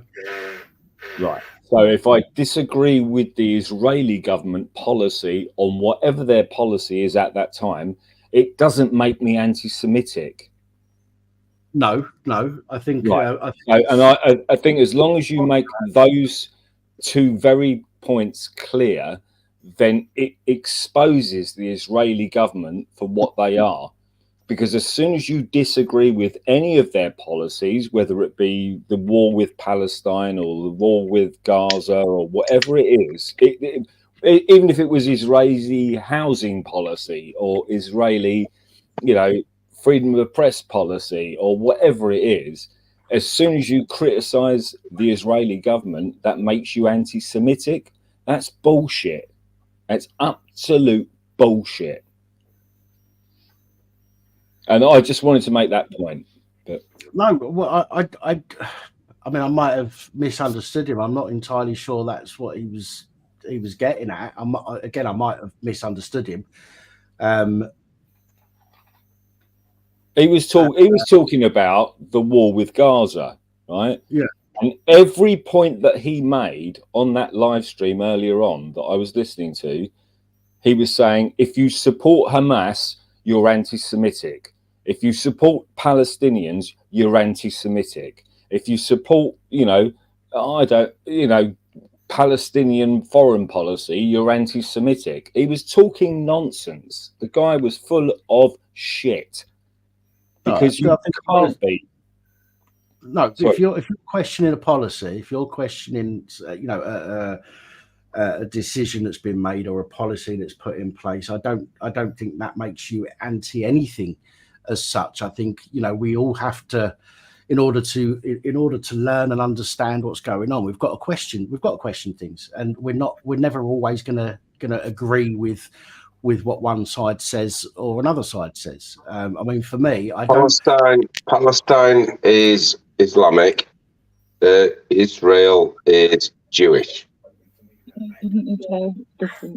Yeah, and I think that's where a lot of people might get confused. I think people are rather than looking at the policies that are put in place, as Fluke was just saying, right? If you've got an issue with a policy, it doesn't make you anti-Islam. It doesn't make you anti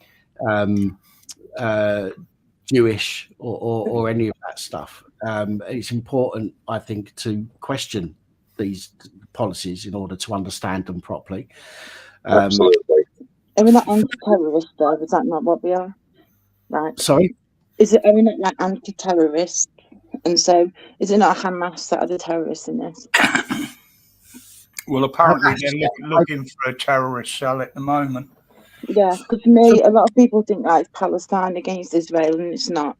It's like remember, I know going back, and it was used the other day on the telly as an analogy, but remember the IRA? We didn't go over and bomb Northern Ireland when people in the IRA were in the communities over there, because they were individual people, and that's what Hamas are doing at the moment. They're living in the population that are there. And we didn't do that, so I don't think it's necessarily right for that to be happening right now, where people are going and bombing and killing all the innocent people. We're also from a far more civilized part of the world than the Middle East, and therefore we would react differently. And I don't think it's our place. Personally, I don't think it's our place to say what they should be doing and what they shouldn't be doing. I mean, you've got the rules of engagement, haven't you? Right, which is upheld by the Hague or whatever it is. I don't fucking fully understand it all. Law of conflict. If Israel, for example, are engaging in war crimes, then they will be held accountable for that. I don't. This is the interesting thing, because according to the law of armed conflict, they're not committing war crimes. Yeah. Anytime you want. Well, this is the thing. What do you think about it? Lots of people are going on about war crimes and Israel committing war crimes. From what I've seen, and again, I've never been in conflict. I don't know the rules of engagement as such. As far as I'm concerned, it's you don't shoot unless shot upon, and then fucking whoever shoots at you, fair game. Well, the main argument they're using is it's collective punishment, but because the enemy are hiding in underneath civilians, it's not under the law of armed conflict. It's not classed as collective punishment. It's classed as legitimate military target with collateral damage. No, it's not. It is not. It is because we did the law of armed conflict in the army. You're being fed that by the mainstream media. I was in the fucking army, you lunatic. Right. Okay. Listen to this. Right. Under the Convention on Human Rights. Right. What's that got to do with the law of armed conflict? Well, let me finish. Yeah. Would you let me finish, or you don't want me to finish? Sure. Crack on, then. I just said it. Right. Okay. Under international law, Israel is an occupier of Palestine, and therefore Israel does not legally have the right to defend itself, right? And the Palestinians have a legal right to armed rebellion. That's the international law. Right, but what's that got to do with the law of armed conflict? Nothing. The law of armed conflict. Which bit of that don't you understand? I understand a lot more than you bloody think sometimes. Right. The law of armed conflict is a completely separate set of regulations that govern armies across the world. They're nothing to do with human rights. That's to do with what an army or government can and cannot do in warfare. Right. And warfare is defined as one state having an armed conflict with another state. Now, no, it's not. Yeah, it is. Yeah, it is. No, it's not. It is. How do you always come on these streams, cause arguments? How do you intend to explain internal wars then, Fluke? Where the same people are fighting against each other. That's not two different fucking states. No, that's one state. Like, say, Italy is having a fucking ding-dong with France, right? Those are two states having a ding-dong with each other, right? Israel is not a state. It's an occupier. By whose definition, though? Because there's a lot of countries that do recognise it as a state. You ask me a question, you won't immediately answer it. Do you want Calm. Every time you come on here, Fluke, you do this. We've had peaceful few months. So the point is, Israel is not a state, it's an occupier.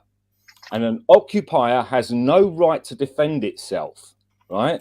And if you want me to explain this, I'll do it again. Palestine has a right to defend itself with armed rebellion because it's being occupied, right? Let me make this simple. If the UK went into France tomorrow and occupied the whole of France and defeated its army, defeated its government, and overtook that country, the UK would be an occupier, right? And an occupier has no right to self-defense. And the people being occupied... You're saying when we were... Let me finish. Hang on. No, just on that sentence, right? You're saying when I was in Iraq, I had no right to defend myself. The people being occupied... Are you mental? The people being... Are you actually fucking mental, you? No, I'm not mental, mate. Hang on. So if the UK invaded France tomorrow and took over its government and defeated its armies and its air force and its navy and whatever else, right? That would be an occupying force. The UK would be an occupying force. And under international law, that occupying force doesn't have the right to defend itself.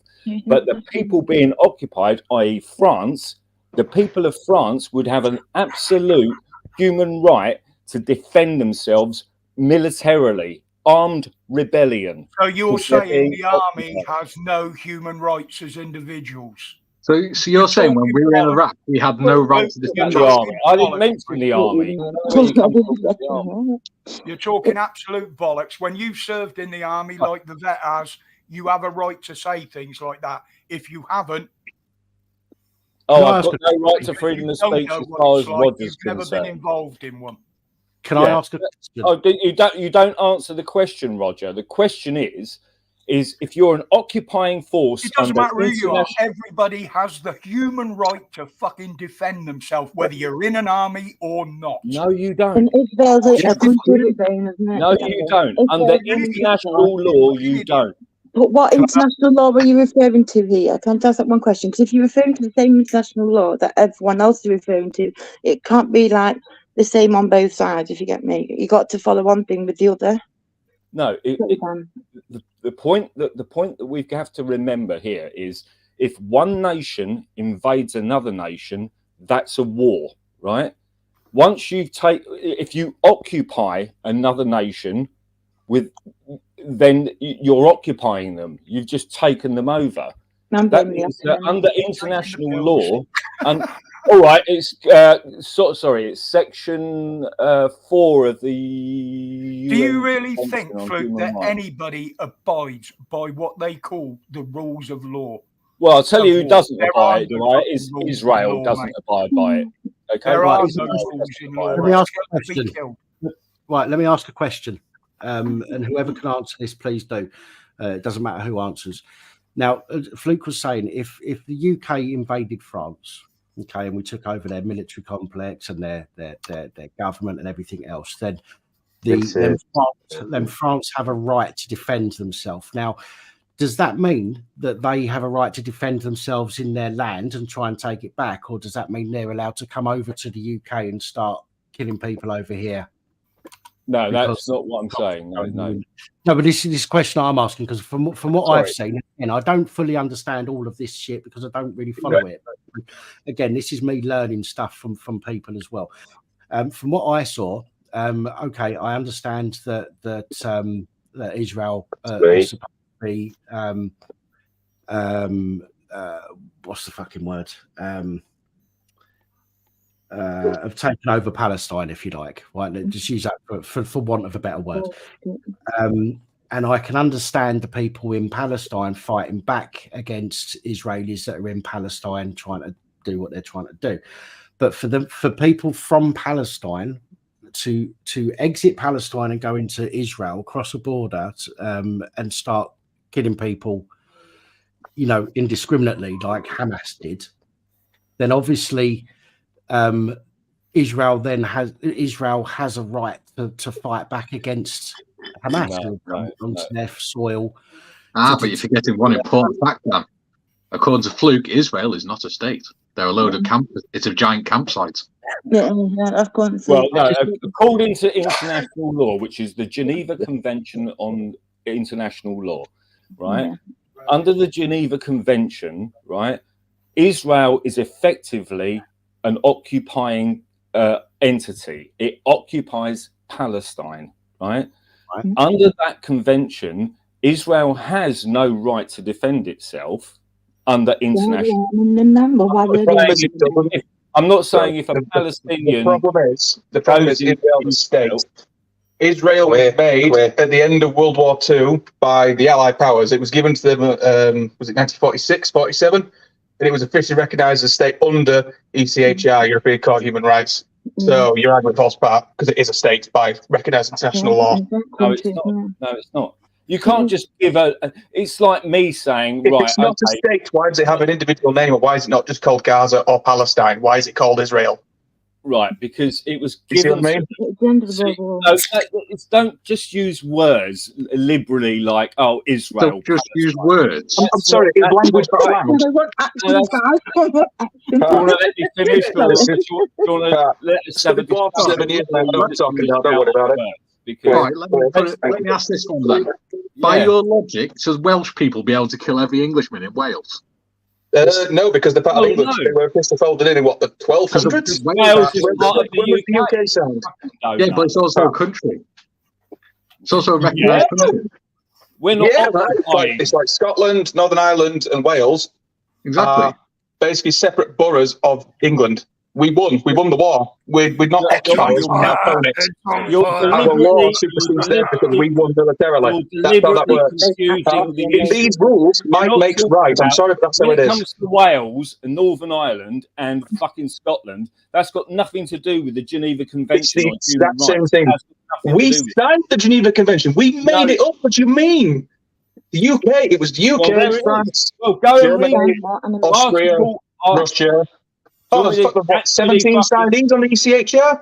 Yeah. Article 4. You want to mess with me? You're going to mess with my son. He knows fucking everything. I studied war history. This is what I studied at school. So it's like, you can try, but good luck. Fuck you. Is that the best you can do on a live stream and just go fuck you? Is this the best you can do? You don't even bring up anything actually like real. You just make it the last 2 months we've had perfectly nice, decent conversations, and then the minute you've turned up again, it's all kicked off again. So listen, could there be a correlation there? Or? The fact that the Geneva Convention on Human Rights is an occupying force in any country in the world does not have a right to repeating a point doesn't make it correct. You are wrong. Of that country have a right to armed rebellion. No, they don't. War. No, they don't. No, they don't. That's not how that works. Oh, So, no, it's not how it works. Because Israel is a state by signed international law.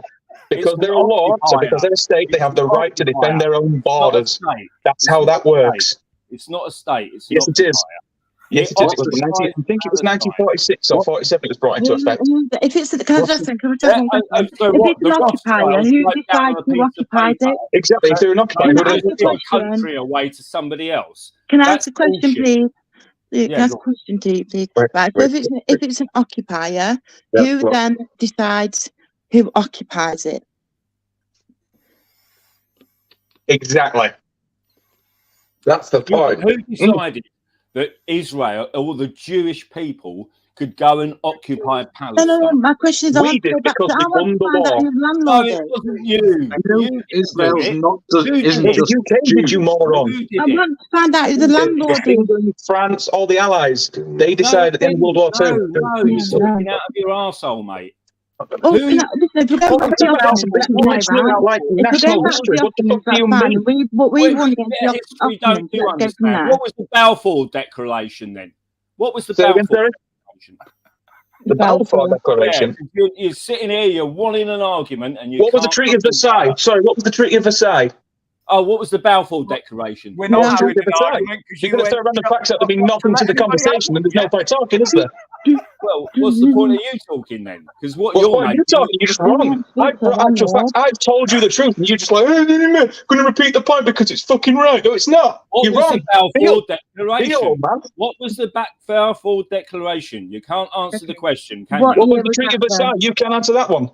Well, what year was it? The Balfour? How did Israel get the rights to invade Palestine and occupy it? It didn't. We made that declaration because we're the UK.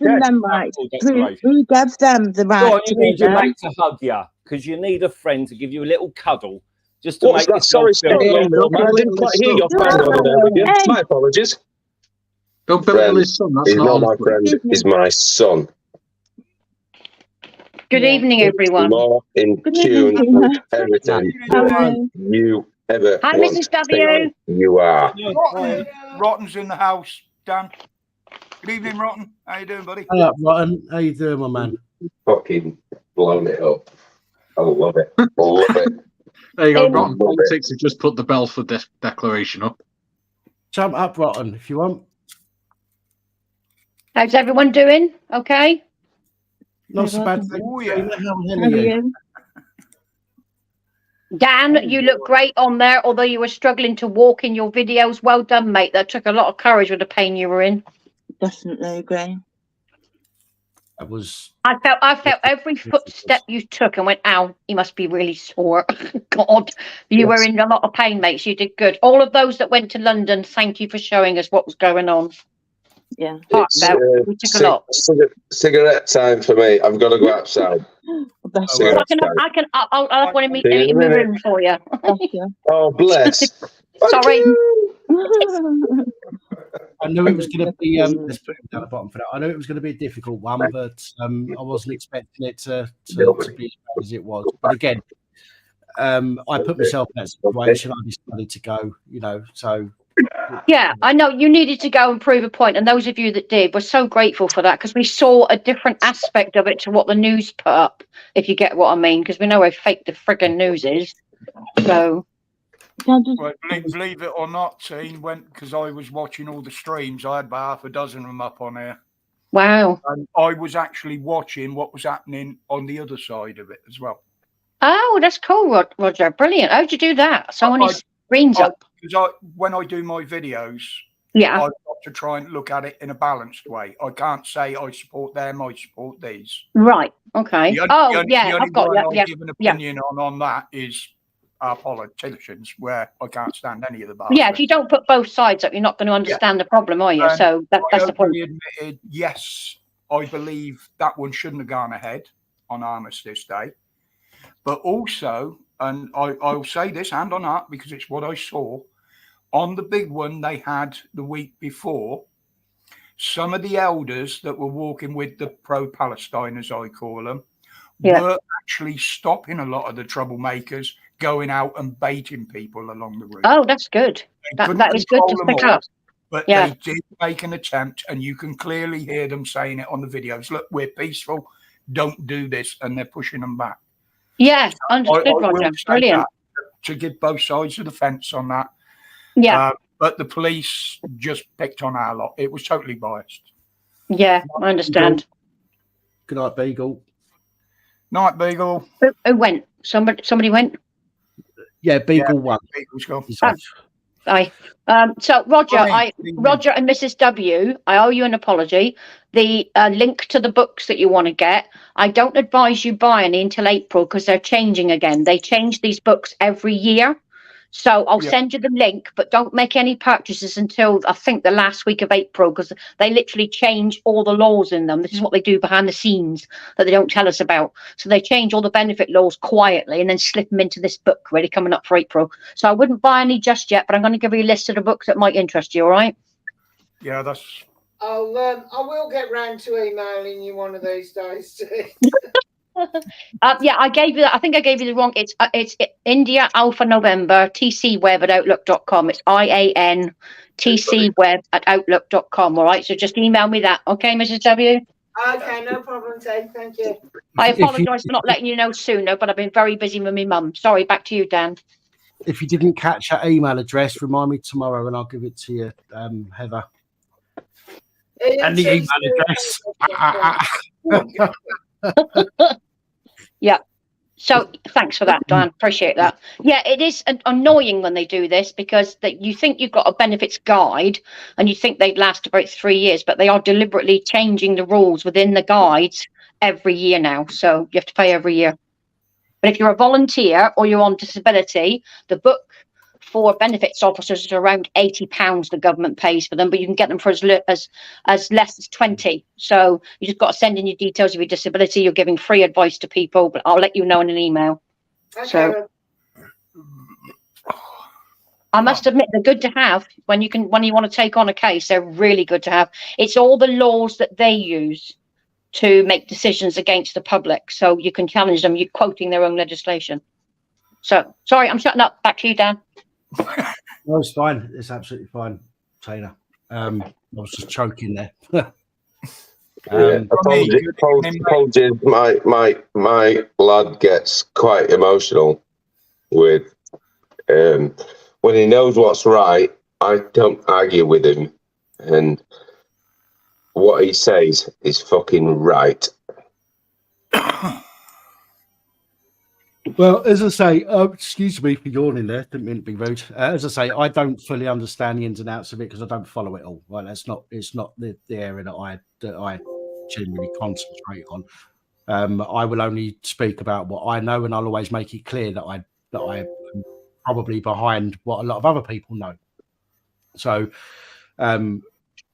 again, everybody's opinion is based on what you know at any particular time, which is why opinions can change over time because we learn new things and we work things out. And I think that somebody put in the comments there a minute ago, everyone on the panel's an expert on the Middle East. It's not about being an expert on the Middle East. It's about having an opinion on what's going on, just as everybody's got an opinion on what's going on at the moment.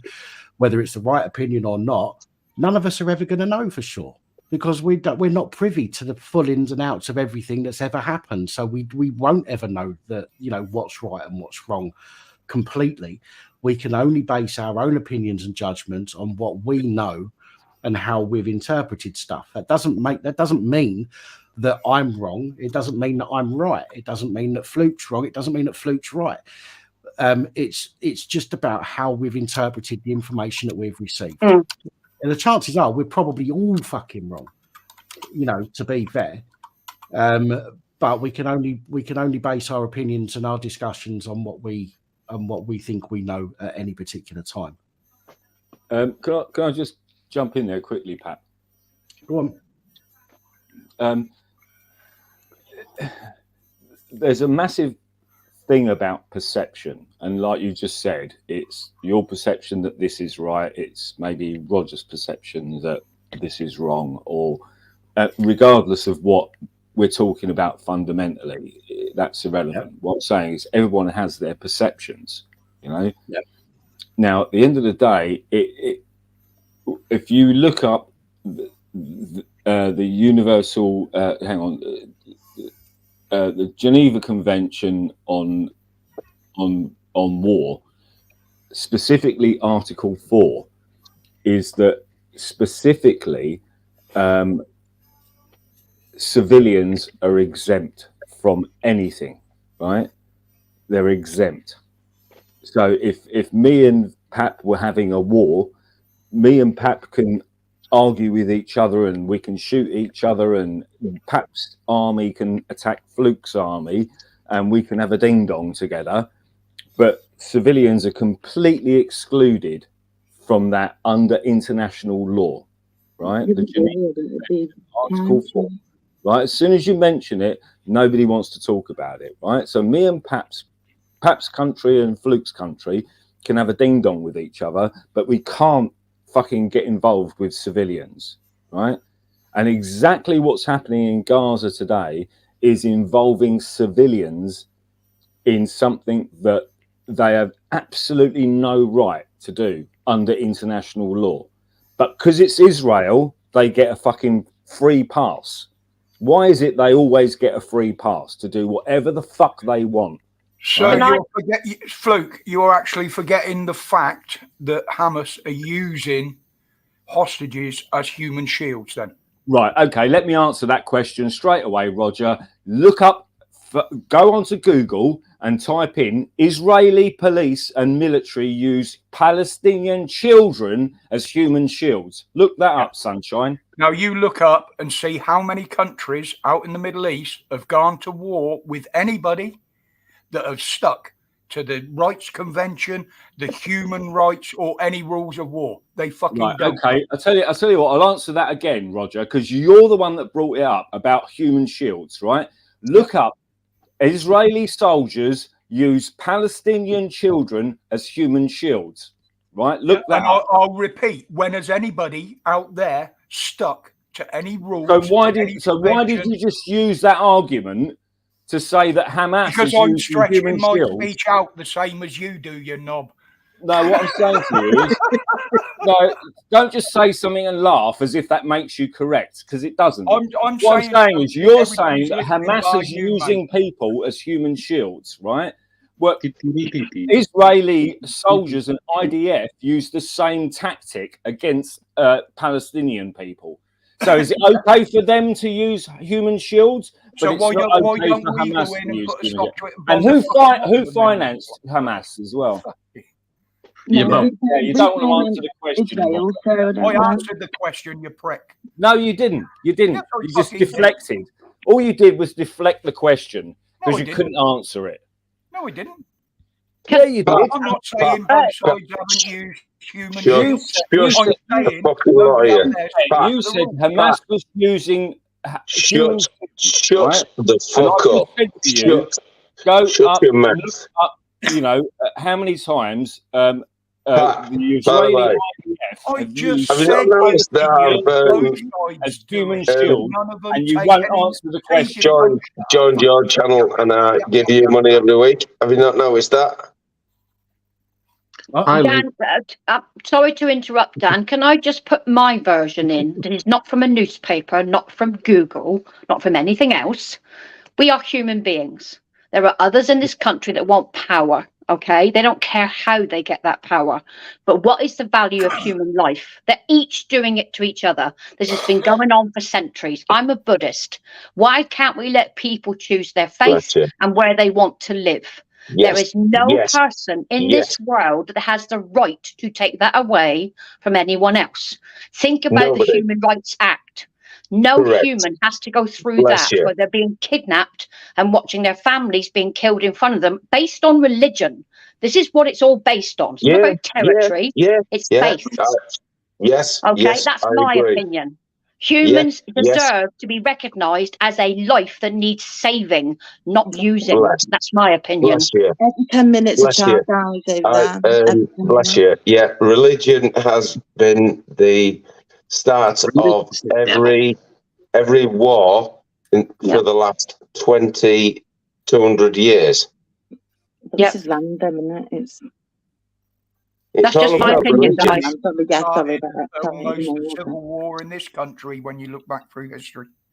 Yes, we've all done it. They've all done it. They've all done these bad things. Does that mean I can go to Wales before shit? Dave, good no, you're an invader. I think that both sides are doing things that they potentially shouldn't be doing. I say potentially because, and the reason I say potentially is because I'm not in the armed forces. I'm not in the military. I don't understand. It's just the same as the rest of us. Even bearded vet, he has a slight understanding, but there's going to be a lot more to it that he isn't even privy to if he was still in the forces. Right?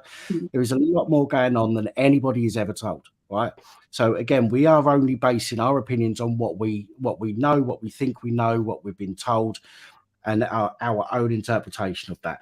I think the fact that Hamas went into Israel and did what they did was disgusting. I think that Israel has a right to defend itself against that. I think that if Israel is an occupying force in Palestine, then Palestinians should be fighting Israel in Palestine to get them out, not outside of Palestine. Okay, not going in, or Hamas or whatever you want to call them. They shouldn't be going across borders into another place and indiscriminately killing people who are not military, who have got fuck all to do with it, who are just trying to live their lives. I think it's terrorism. It's boiled down to terrorism, and I think they're the terrorists. Hamas are the terrorists, and like we're trying to justify terrorism, and that's not like what it should be about. At the end of the day, it's the fact of it being like the terrorists are going within population of Palestine, and Palestine's Palestine and Israel's Israel. Do you know what I mean? They can.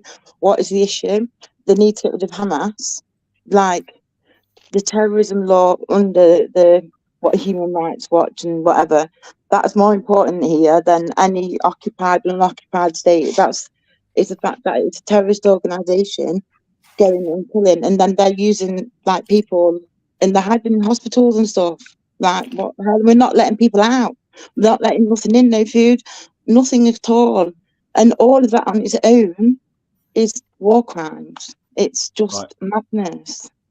On every side. It is madness. And this is the whole point of this. It's supposed to be madness. Dave Kelly just mentioned a comment in the comments section, and he's right what he's saying there, because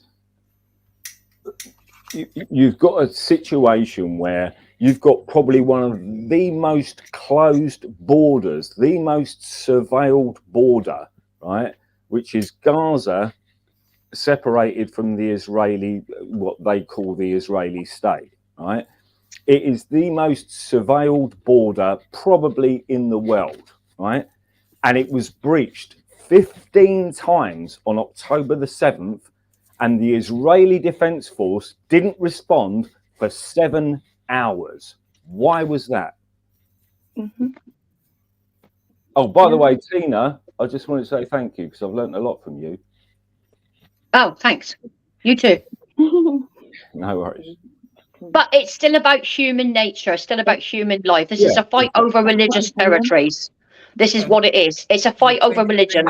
It doesn't matter what country you go to, there is always going to be war. Why? Because it's profitable. They want to take that land from that person in an occupied country. It's all to do with money. It's all to do with power. That's what they want to do. Every country fights like this. And behind the scenes, it's always damn religion and politics that backs it up. That's what makes me sad, that a child cannot live a life in its own country in safety without the fear of losing either its own life or its family. That's what's disgusting. Yeah. We're supposed to be human beings, not animals. That's what needs to change. Let's just take another point somebody mentioned in the comments. It was Dave Kelly again. He mentioned that if you go back, I think it was about 3 or 4 years, right? And Ursula von der Leyen, the head of the European Commission. Oh, that woman. Yeah, that woman. Yeah, I know, Tina. When Putin and Russia decided that they were going to stop supplying LNG, liquid natural gas, to the Ukraine and stop supplying them with oil, Ukraine had an option to go and purchase their liquid natural gas and their oil from any other state around the world. You know, so that it wasn't like it, but she considered it a war crime, right? Now, when the Israeli government cut off water and electricity to Gaza Strip, right, they're the only supplier of water and electricity to the Gaza Strip, right? That is a war crime, right? And what did Ursula von der Leyen do? She flew out to Israel for a photo opportunity with Benjamin Netanyahu. Yeah, but Hamas has got a role to play in this. You've got to understand that Hamas is the one not letting people in. Hamas, yeah, and who financed Hamas? Don't start getting angry again. Who financed? Yeah. Well, it clearly wasn't us because we're financing Israel. Well, we didn't finance them. Israel financed Hamas. Well, Joe, it's irrelevant though, isn't it? At the end of the day, it's Hamas at the moment that aren't letting people in now. Whoever financed if say for argument Pakistan financed Hamas, would that be okay or not, or irrelevant? It's at the moment it's present in time. No, it's irrelevant because you can't. What do you want them to do? Give it back? It's irrelevant. You can't do nothing about it now. You just cut off the source, don't you? Anything back? You cut off the source, though, don't you? Why did the government of Benjamin Netanyahu finance Hamas? Well, whatever reason they chose to, but they cut off the source now. Whatever reason they chose. Yeah, but what It I'm wasn't saying, Iran. It was Iran. I'll tell you why if you want. Stupid. but it's not important for now, Luke. Why is Sorry. everybody getting So up who in arms? financed Hamas is not important. I couldn't give sorry, two I'll let fucks. You've still not told me who Yes, the landlord is. very important who funds Hamas. Hamas are like ISIS. Yes. You need to I understand never get what that. they are and what they do. Yeah, You obviously. stupid. It is. Can I just say, right? Mate. Hi, Lee. Welcome to the No, chat, I don't mate. care. They're not getting that. They're not You've not had a getting chance to get a that word in yet. anymore, are they? I'm just soaking it all in. No, I just wanted to ask, why is everybody concentrating on that rather than the shit it's causing in our own fucking country? Right.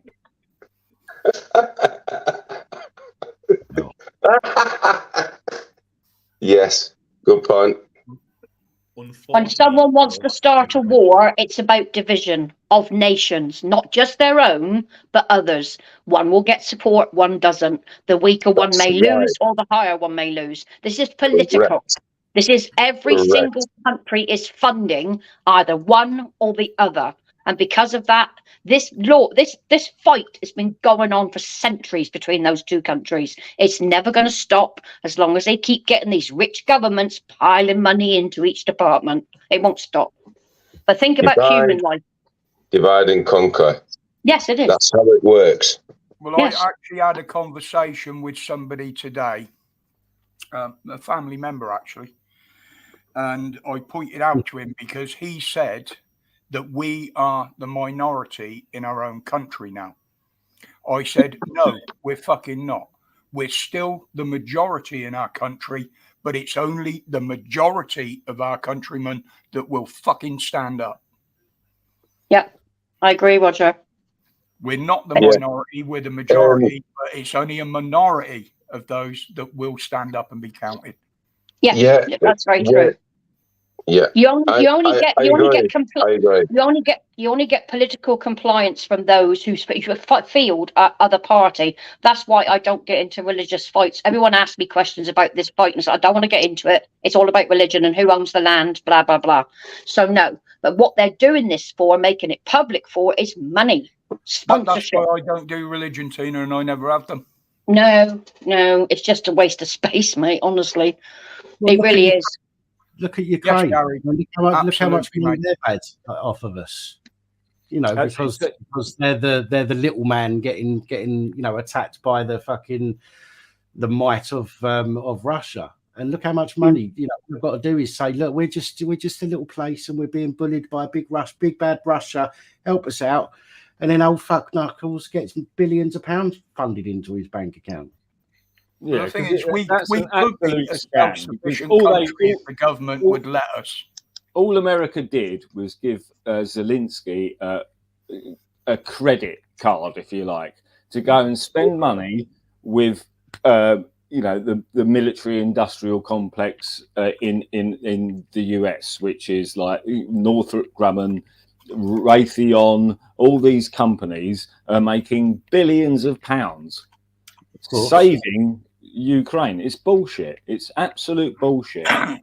But it's what the government want to do. They want to turn people against each other. That's their plan. They want us to fight internally or externally. They want countries to battle. They want us to divide. They do want to separate the human race, trying to make this normal. It's not normal to kill a human being just because you can. It's not normal to go around killing children and women just because you can.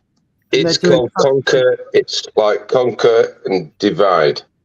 Yeah, it's called divide and conquer. Divide and conquer.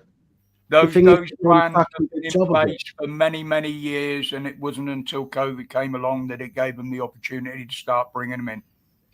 And that's exactly when it all started. As you say, it's been going on for decades, if not millennia. If you go back, it goes back to Egyptian times and stuff like that. It was all divide and conquer. Give them bread and circuses, and they will never revolt. Yeah, keep them glued to their televisions, and they'll never revolt. Keep them, it doesn't matter. If you go back 1,000 years, for argument's sake, and you said, right, this Egyptian bloke's having a ding-dong with this Arabic bloke, as long as they're fucking ding-donging with each other, then it doesn't matter, because the people who are really in charge don't give a shit, because the Egyptian bloke and the Arabic bloke are having a ding-dong with each other. It's about divide and conquer, and it's a strategy that's gone on for millennia. Correct. Welcome back, Angela. The problem is, Luke, is they're doing a fucking great job, because here we are on here falling out doing with exactly the same thing. Our opinions of it, because opinions are like arseholes. Everyone's got one, haven't they? You know, it's like, and that's not the point. The point is who is running this show, if you like, to a certain degree. And if you can't see who's running that show, then you ain't going to see through the bullshit. Yeah, absolutely, yeah. Right, where I work, we got a new MD, managing director. He's an absolute fucking arsehole. I've never met him. He will not come on my shift. I work permanent nights. He will not come. Right, he's got everybody on days at each other's throats to get brownie points for him. Do you understand? Yeah. The management team who I work for are at each other's throats to get brownie points. And I told the lads on days, I says, look, what he's doing is he's dividing. He's got you at each other's throats. He's dividing, and now he's going to conquer, and he wants to conquer. I says, bless him. Let him come on nights. I'm in charge of my lads, and let's see what happens. He doesn't have the bottle to come on nights. He just doesn't.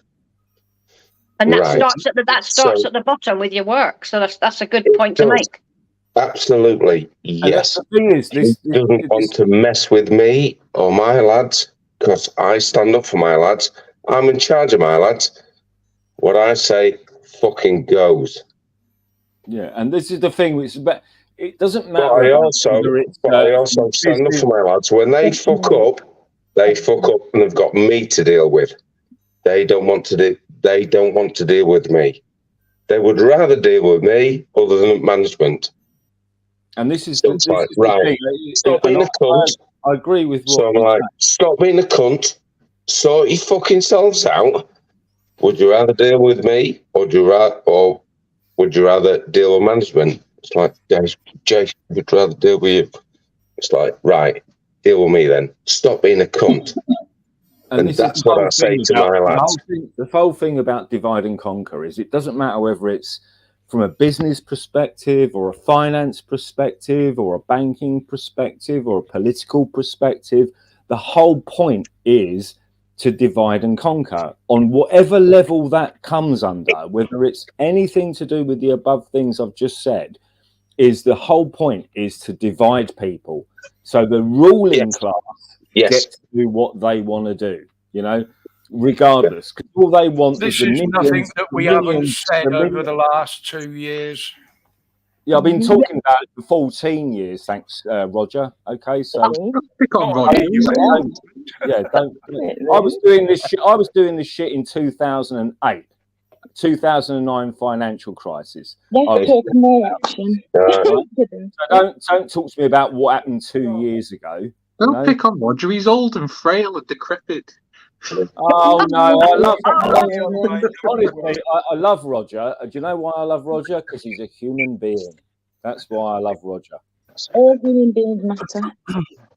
Actually, If you look at I've got something for you, Tina. what? Me? What? What have I got?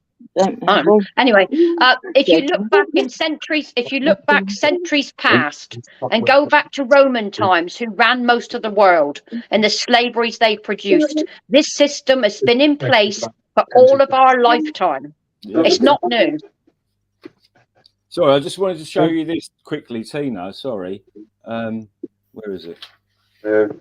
Right. So that's the cover of the book. It's called Elements of Meditation. Yeah. And that was published in 1991. I bought this book when I was 21 years old. I'm now 53. So I appreciated you mentioning earlier about, you know, meditation and Buddhism and that type of thing, because that is where it's going to come from. That's where peace on earth is going to come from, with people just looking after each other and fucking everything else off. Yeah, because I agree. Everything else is bullshit. Government is bullshit. Left wing's bullshit. Right wing's bullshit. You know, there's two wings of the same bird. We all know that type of conversation. We've all had that. You know, it's all nonsense. But we're not allowed. We're not left still. We're not left to be nice to each other. That's the problem. As a few of you have. That's the whole point.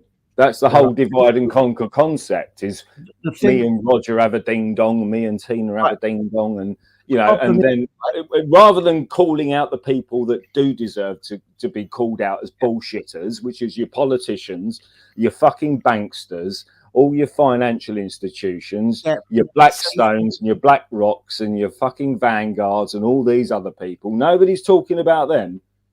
No, but here we are having a ding dong about fucking. The thing is the people who we are told, the people who we are told are the problem, generally aren't the ones that are the problem. It's the people that are hidden behind that. Yes. Okay. We have, for example, and I'll use this example, right?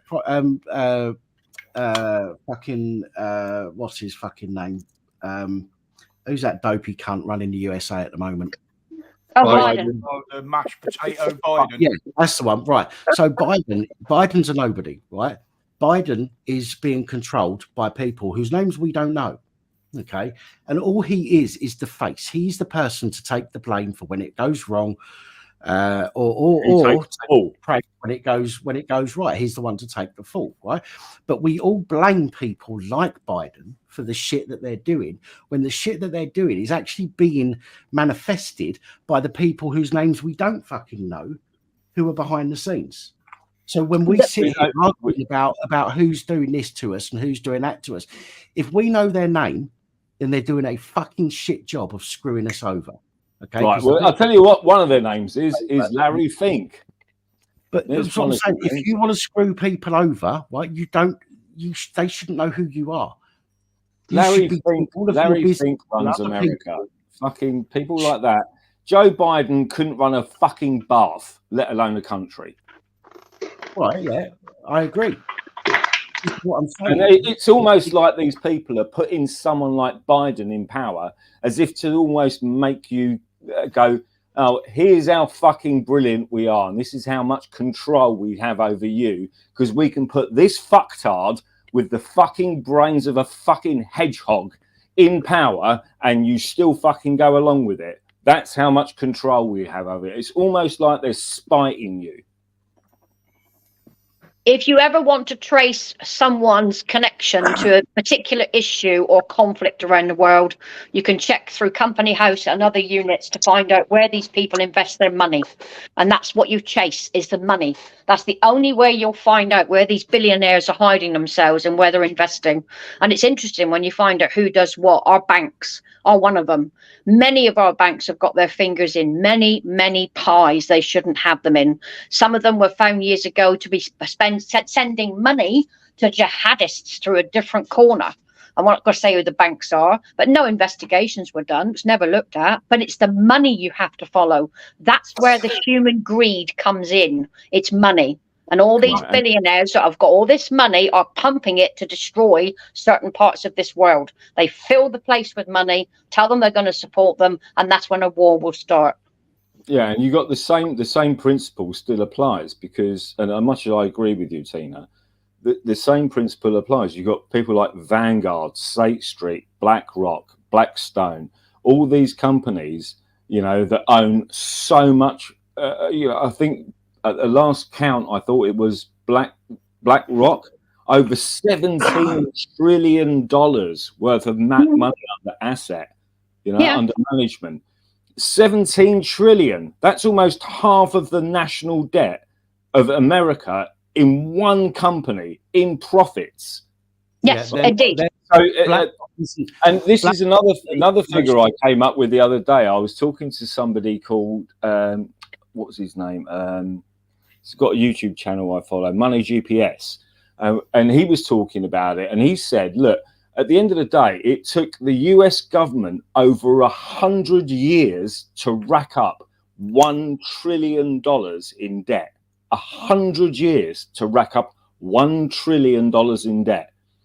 The 3 months to September, the US government managed to rack up $1 trillion in debt in 3 months. 3 months to rack up $1 trillion. Right, people, can I just say something here without interruption?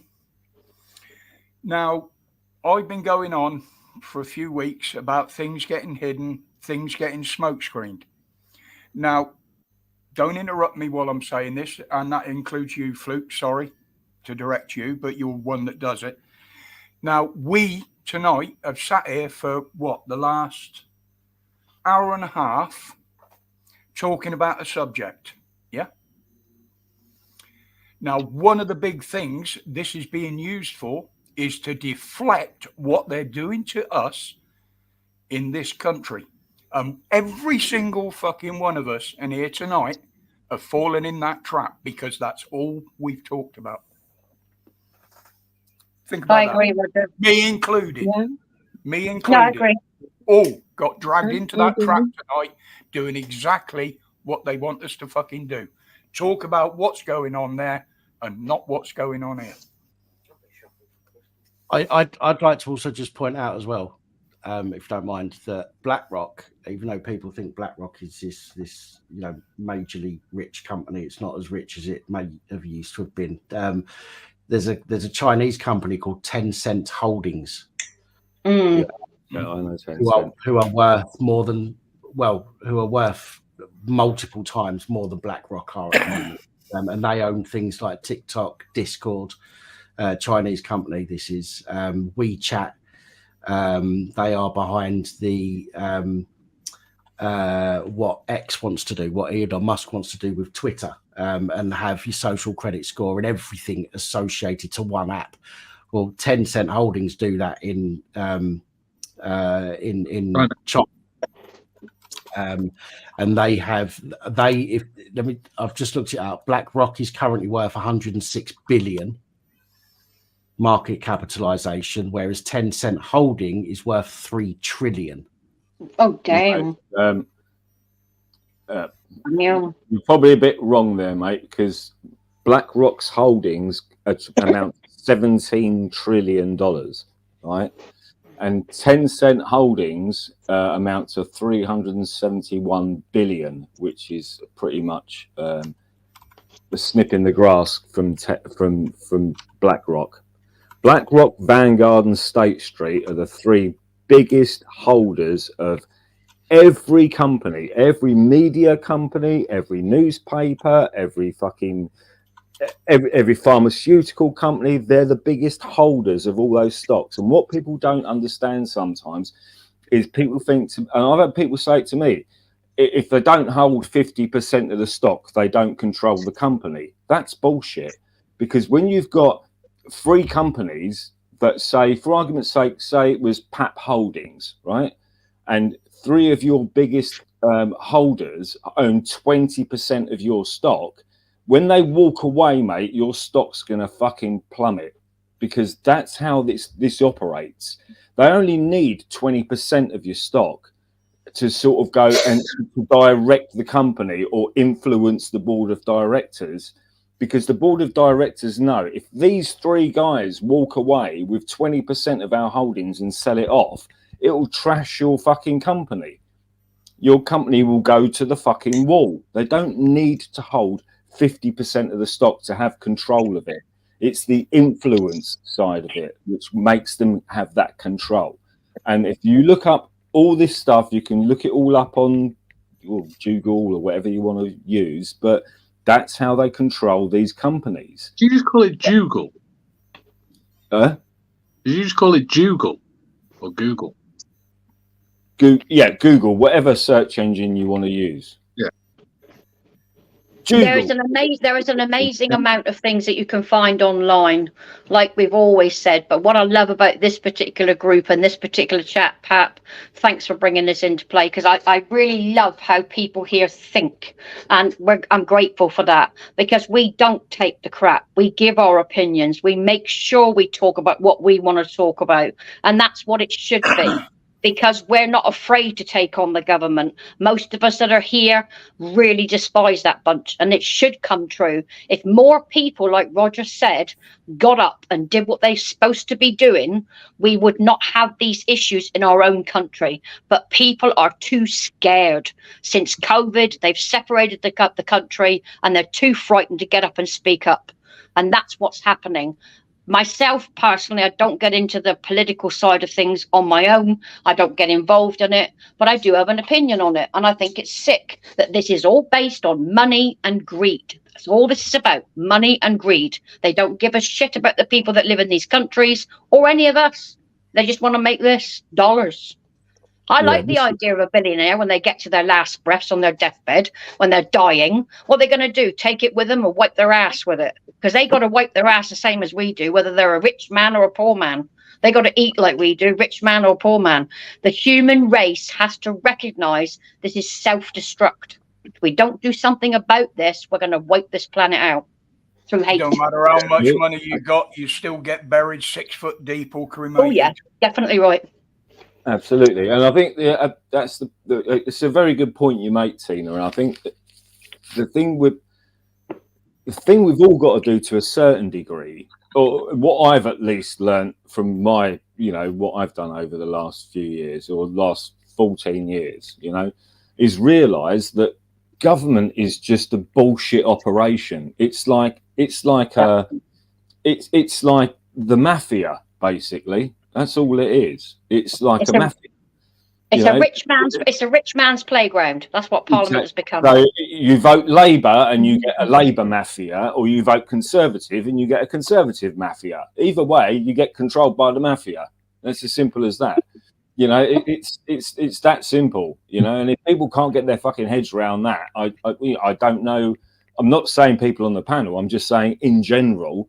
If people can't get their heads around that basic sort of information and that basic, way of thinking, then they're kind of fucked, basically. Because you go, let's look at a few things. ULEZ, for argument's sake, there's a whole load of stuff on YouTube about the ULEZ stuff, right? Who started ULEZ? Oh, it was the Conservatives. Who fucking implemented it? Oh, it was Sadiq Khan, the Labour, mayor, right? So there's your right wing and your left wing working exactly in same parallel to deprive you of your rights to travel unless they take money out of your fucking pocket. They don't give a fuck whether it's a Conservative policy or a Labour policy. It's irrelevant. It's the policy. It was already put in place. The same thing happened with COVID. It was lockdowns, shutdowns, close your businesses, close everything else, because it was a Labour policy and exactly the same policy that the Conservatives had over COVID. Exactly the same policy. When a people take the fact that you're being bullshitted to by two of the very same political parties, and you ain't got nobody to vote for, right? Because if you go to the local Tesco's, there's 36 different flavours of crisps. Right, but there's only two party politics. Right, because the problem is bigger than any individual political party. The problem, the problems we have are bigger than that, because as I said earlier, it's the people that are fucking. There are people behind both of these parties, right? It's the same fucking people behind both of these parties. Because they know if you've got two people warring and arguing, regardless to what the fucking argument or war is about, whether it's warring over politics, whether it's warring over land, whether it's warring over religion, they're sitting there making money playing one fucker off against the other. So there is far bigger fucking problem than the political parties. And it's Kissinger and Soros and all these people, Tina, I don't have to teach you, all of these people, whether they're the banksters, you know, whether it's the politicians, it's irrelevant. You know, the point is if the average Joe in the street realised what the fuck was going on and how they're being screwed left, right, and Chelsea, whether it's a Conservative screw up the arse or a Labour screw up the arse, you're still getting screwed up the arse. That's the point. People That's do what know people that, need to I know. think it's better into evil, though, isn't it? I think that's how a lot, like, people generally do know what's happening.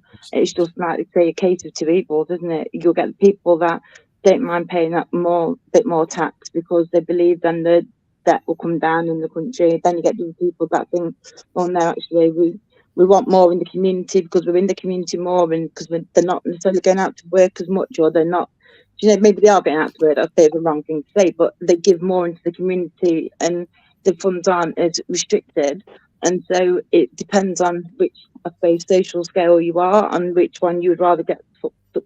But yeah, whether you get like fucked over by, I guess that's my own. You know, People generally do. yeah, and Well that's said, Angela. Well yeah, said. because Thank you. That's really point. proud It's like of it's like saying to the average Joe in the street, if I went up to a bloke in the street and said to him, do you mind bending over? Would you like a left wing cock or a right wing cock up your ass? You know, which cock would you like? You know? I think you underestimate people. Fat on or lubed, I don't mind. Listen, I need to go make another drink. Lee's been sat there, really good, just Hi, been quiet Lee.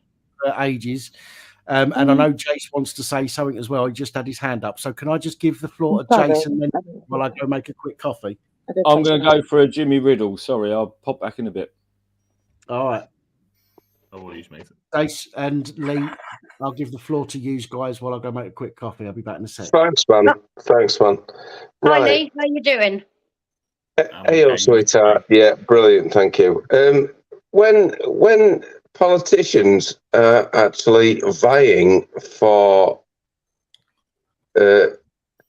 votes, they come up with these amazing things. We're going to do this and we're going to do that and we're going to do... Right. So when that doesn't happen, when they get in power, when that doesn't happen, how would we do? How would that feel if we voted against them not doing what they've told us that they're gonna do? They've told us specifically this is what we're going to do. Yeah. Yeah. So when they don't do it, how come we can't vote them out of power? Yeah, exactly. I think once they're in their position for that 4-year period, unless they break the law, they can't be removed unless it's something serious. That's how Parliament works. Shocking, isn't it? Shocking. It's the same as local council. Well, I'll give you an example of local council, okay? Yeah. That's why I voted for them. Lee's been sat there very, very quiet. So I think it's only fair. Over to you, Lee. I'm okay. You join in. It doesn't bother me. You're just sitting there laughing at us.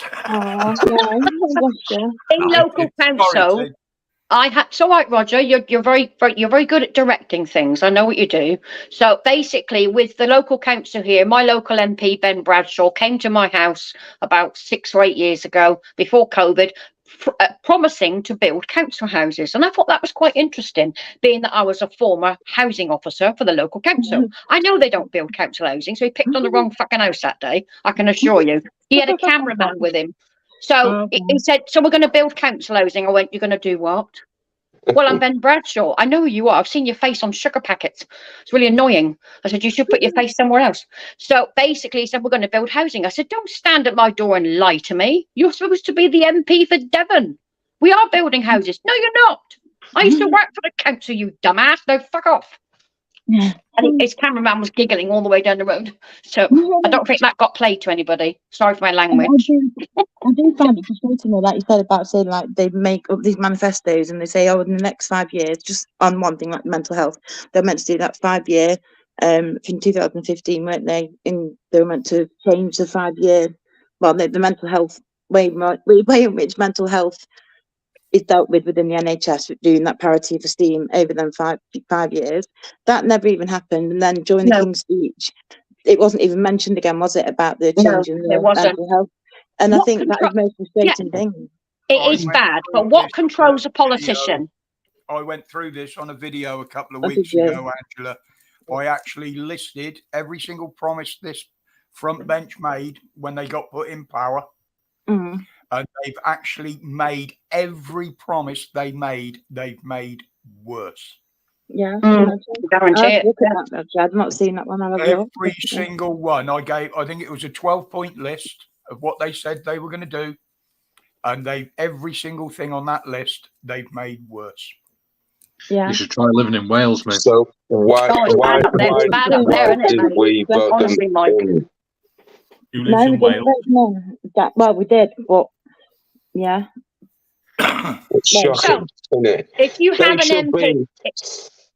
have an MP that comes to your door, this is how it works. Okay, this is how the politics work. I've worked in government business for 40 odd years. I know how the system works. If someone comes to your door, makes a load of promises, gets into Parliament, they cannot do what they promised you because the committees and the leaders of Parliament will stop them. You can only get funding for a particular area if the government agree with it. If there's enough public interest, that's when they invest. If the public don't kick up, they don't invest. So you can have all the promises you want at your door, but it's not going to make a difference once they're up there. Same as local council. You can become a councillor. Anyone can. Member of public like us. I was asked once to go and do it, and I refused. They said, why? I said, because I'm too trustworthy. I cannot lie. I said, they don't want people like me in Parliament or in government. So no, sorry, I'd be too truthful. Imagine me running. Fucking hell. Oh, that'd be great, Roger. I'd sit across the table with your mate so we could sort out the rest of them. I really would. Birmingham Council in profit in no time, Rog. Yes, they would. But that's the truth of it. Although these people do these marches, they make all these wonderful promises to all of us, they're going to change the world, they are restricted by governments. They can't. What time is it? It's fag time, mate. It's fag time. Oh, okay. I'm going to have one. I'm going to have one in my room. So back in a minute. Okay. Yeah, I was just going to say, just to everybody that's still watching, it's going to be about 13 minutes. And I'm going to have to wrap this up because I have to check a particular website at bang on 12 o'clock. We know what sort of sites start at midnight, don't we? I've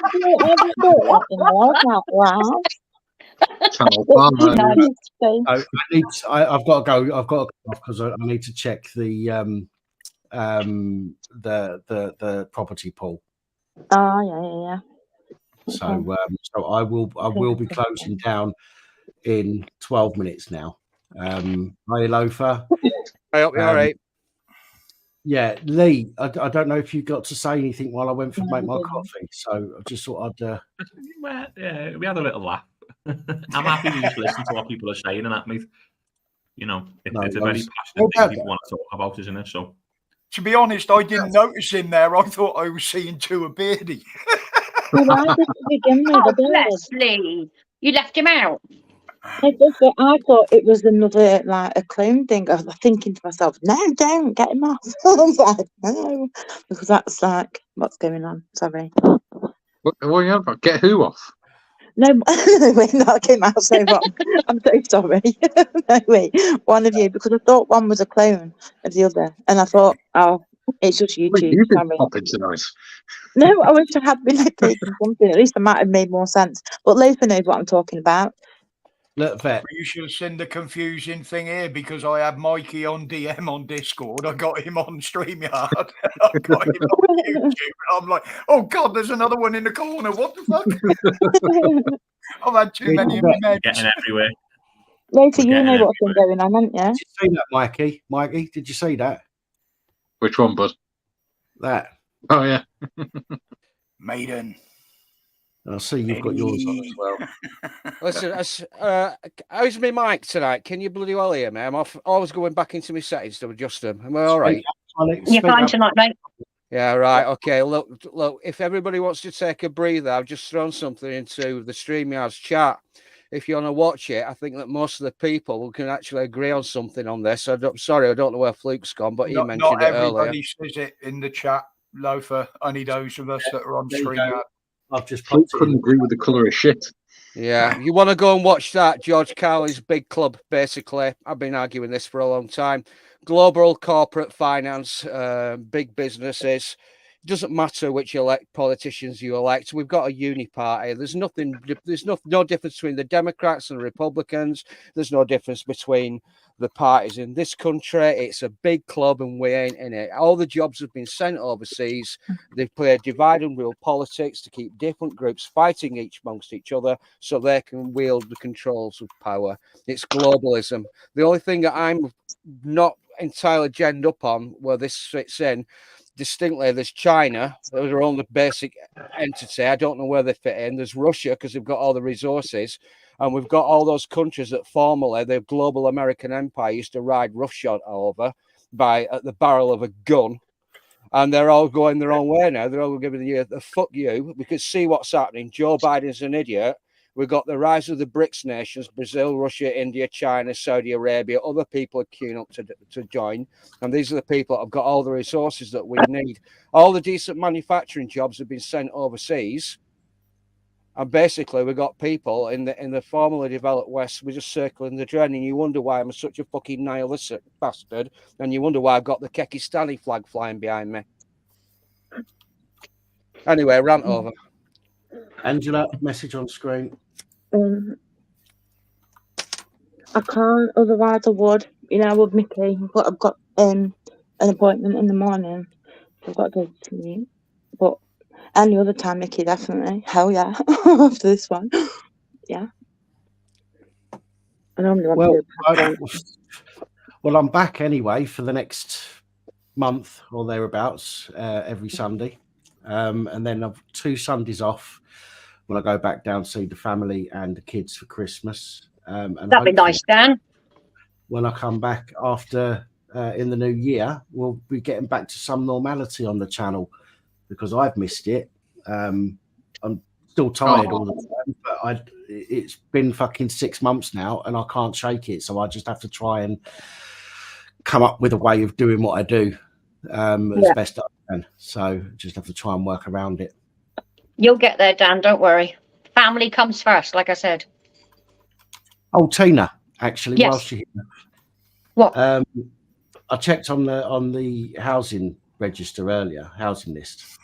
Yeah, and they've put me down as upstairs flats. No, they're not doing that. I'll get another letter sent up. Actually, I might give the manager a call. I like pissing off people in person. There was two properties. Both of them said 1-bedroom flat, 2nd floor or above in a town block. They can't do that with your disabilities. It's against the law. So I'll sort that out. Don't worry. I'll give them a phone call first. I'll record it and I'll send you a copy of me swearing down the phone at them, calling them jerks. If they come through, every time I phoned them, I'll get a reception and they go, oh, they know my name. They know my name down there, mate, because I did the work with Janine, so they know who I am. Yeah, they just tell me they don't take phone calls, so I've got to do it all by email, and then they fucking ignore the email. Bastards. Yeah, they do. We got it down here. As the minute trouble starts with the local council, you write to somebody, I'm on leave, then they come back a week, then they go on another lot of leave, and I'm thinking, hang on a minute, in council it's only 28 days holiday, you've had 50 already. What the fuck's going on? So yeah, hello. So I've got ways of calling people, don't worry. I've got a lot of numbers, and if I don't, I've got the CEO at the top. So I don't go to the minions, I go to the boss. He soon kicks ass downstairs. So Tina, I just wanted to say I absolutely love your fucking attitude. It's brilliant.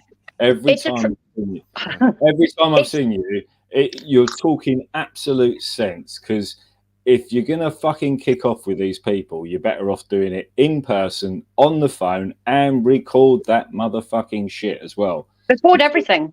You don't ever do anything without recording, even if you make a phone call. And as one of the earliest auditors in the UK, I know how important it is that you record everything, you know? So you get the usual jargon, you can't record me, well, you're recording me, so I'm fucking matching you, so kiss my ass. And it goes back to fucking the earliest fucking times. It's like, when was the first camera invented? 1815. You know, when was the freedom to pamphleteer and record and publish information? Oh, it came from 1668. It was only 320 fucking years ago. You know, it's not rocket science, is it? You know, and No. CCTV didn't come in until CCTV wasn't invented until 1940s, which was the Nazis, and CCTV didn't come into general use in the UK until 1985. A general use, you know. So, you know, don't tell me I've not got the right to record, because of course you do. Yeah, you do. You absolutely. Before. Just a bit of fun. Just a bit of fun, Loafer, to end it. Dan, are you aware there's a new police app you can download to your phone? Ooh. Which I'm one? not sure I want to do that. Well, I saw an advert pop up and oh, what's this? Devon and Cromwell Police. I'll just look. Apparently, they've now got this lost and found app. They want you to download it to your mobile so they get full access. They want you to register your lost thing, whatever it is, a bag or a watch or whatever, and they will take details from you, such as your national insurance number, your full name, your date of birth, your sex, how do you identify, blah, blah, blah. So they then get access to your mobile, and they will get back to you if they find it. How wonderful. I think it's a brilliant app, isn't it? Because it's called the Lost and Found app when it should be really called the Track and Trace app. Exactly. So anybody that sees this advert, please don't download it. So don't download anything. If it comes from government and they want you to download something. Exactly. No. Yeah, that's why I'll be selling my phone once I get it back from the police. Yeah, because then it's on. When you get it back from the police, Dan. When you get it back from the police, Pat, get fucking rid of it. Yeah, I'll be selling it. Right, Dan, you've got 2 minutes. Do you want to give everybody their chance to say goodbye in the chat and that? Yeah. They've got that phone. They've had on the 12th of January. They've had it for 2 years. Jesus. Yeah. So, listen to do it. No kidding. So, problem is, it's going to cost me 300 quid to get it to get it back. That's the problem, because I have to go to a magistrate's court and get them to write an order for the police to give me the phone back. And they've had it long enough now for them to write the order without an issue. Well, that's ridiculous. Absolutely ridiculous. If you look it up, what footage did you have on that phone that they're so scared of? So this was all to do when I went down to London and filmed the BBC stuff. Job getting anything off it with what you've done anyway, were they? I'm going to jump off and say goodbye. I'm going to jump off and say goodbye now because you've got. Bye, Angela. Take care, honey. Bye-bye. Thank you for having me. Bye bye. What's up, Dan? Bye. Bye. I will do. I'm afraid there is a way of getting that back from the Property Act, and yes, but I have to pay for it still. I have to through the Property Act. I had to go to the local. But they have to comply with it within 30 days, not 2 years. Yeah, but we know they don't. But they know they don't. Yeah, I know they don't. They don't. Yeah, they stole it, and they're going to charge you to get it back. The thing is, I've got to pay. This is the whole statist mentality. They have rules that they have to abide by, and yet when you apply those rules to them, they don't conform. But when rules apply to you, you have to conform. You know, and that's the whole statist mentality that people have got to get out of their heads, because it's bullshit, right? And an easy way to explain this, I explained this to one of my brothers the other day, and he was just he's such a statist, it's untrue. And I said to him, well, look, what happened when there was a left-wing government? Fluke, I need to end the stream. I'll leave you guys in the back. Keep talking, but I need to end the stream because I've got to go and do this thing. So thank you, everybody. It's really good to Good night, everybody. Remember, we love each other, and that's all that matters, okay? And thank you, everyone, for joining us this evening. And thank you, Roger, again for looking after things for me for the last few weeks. Yeah. Good night to all in the chat. Sorry I can't respond. All right. Good night, everybody. Take care. And yeah, it was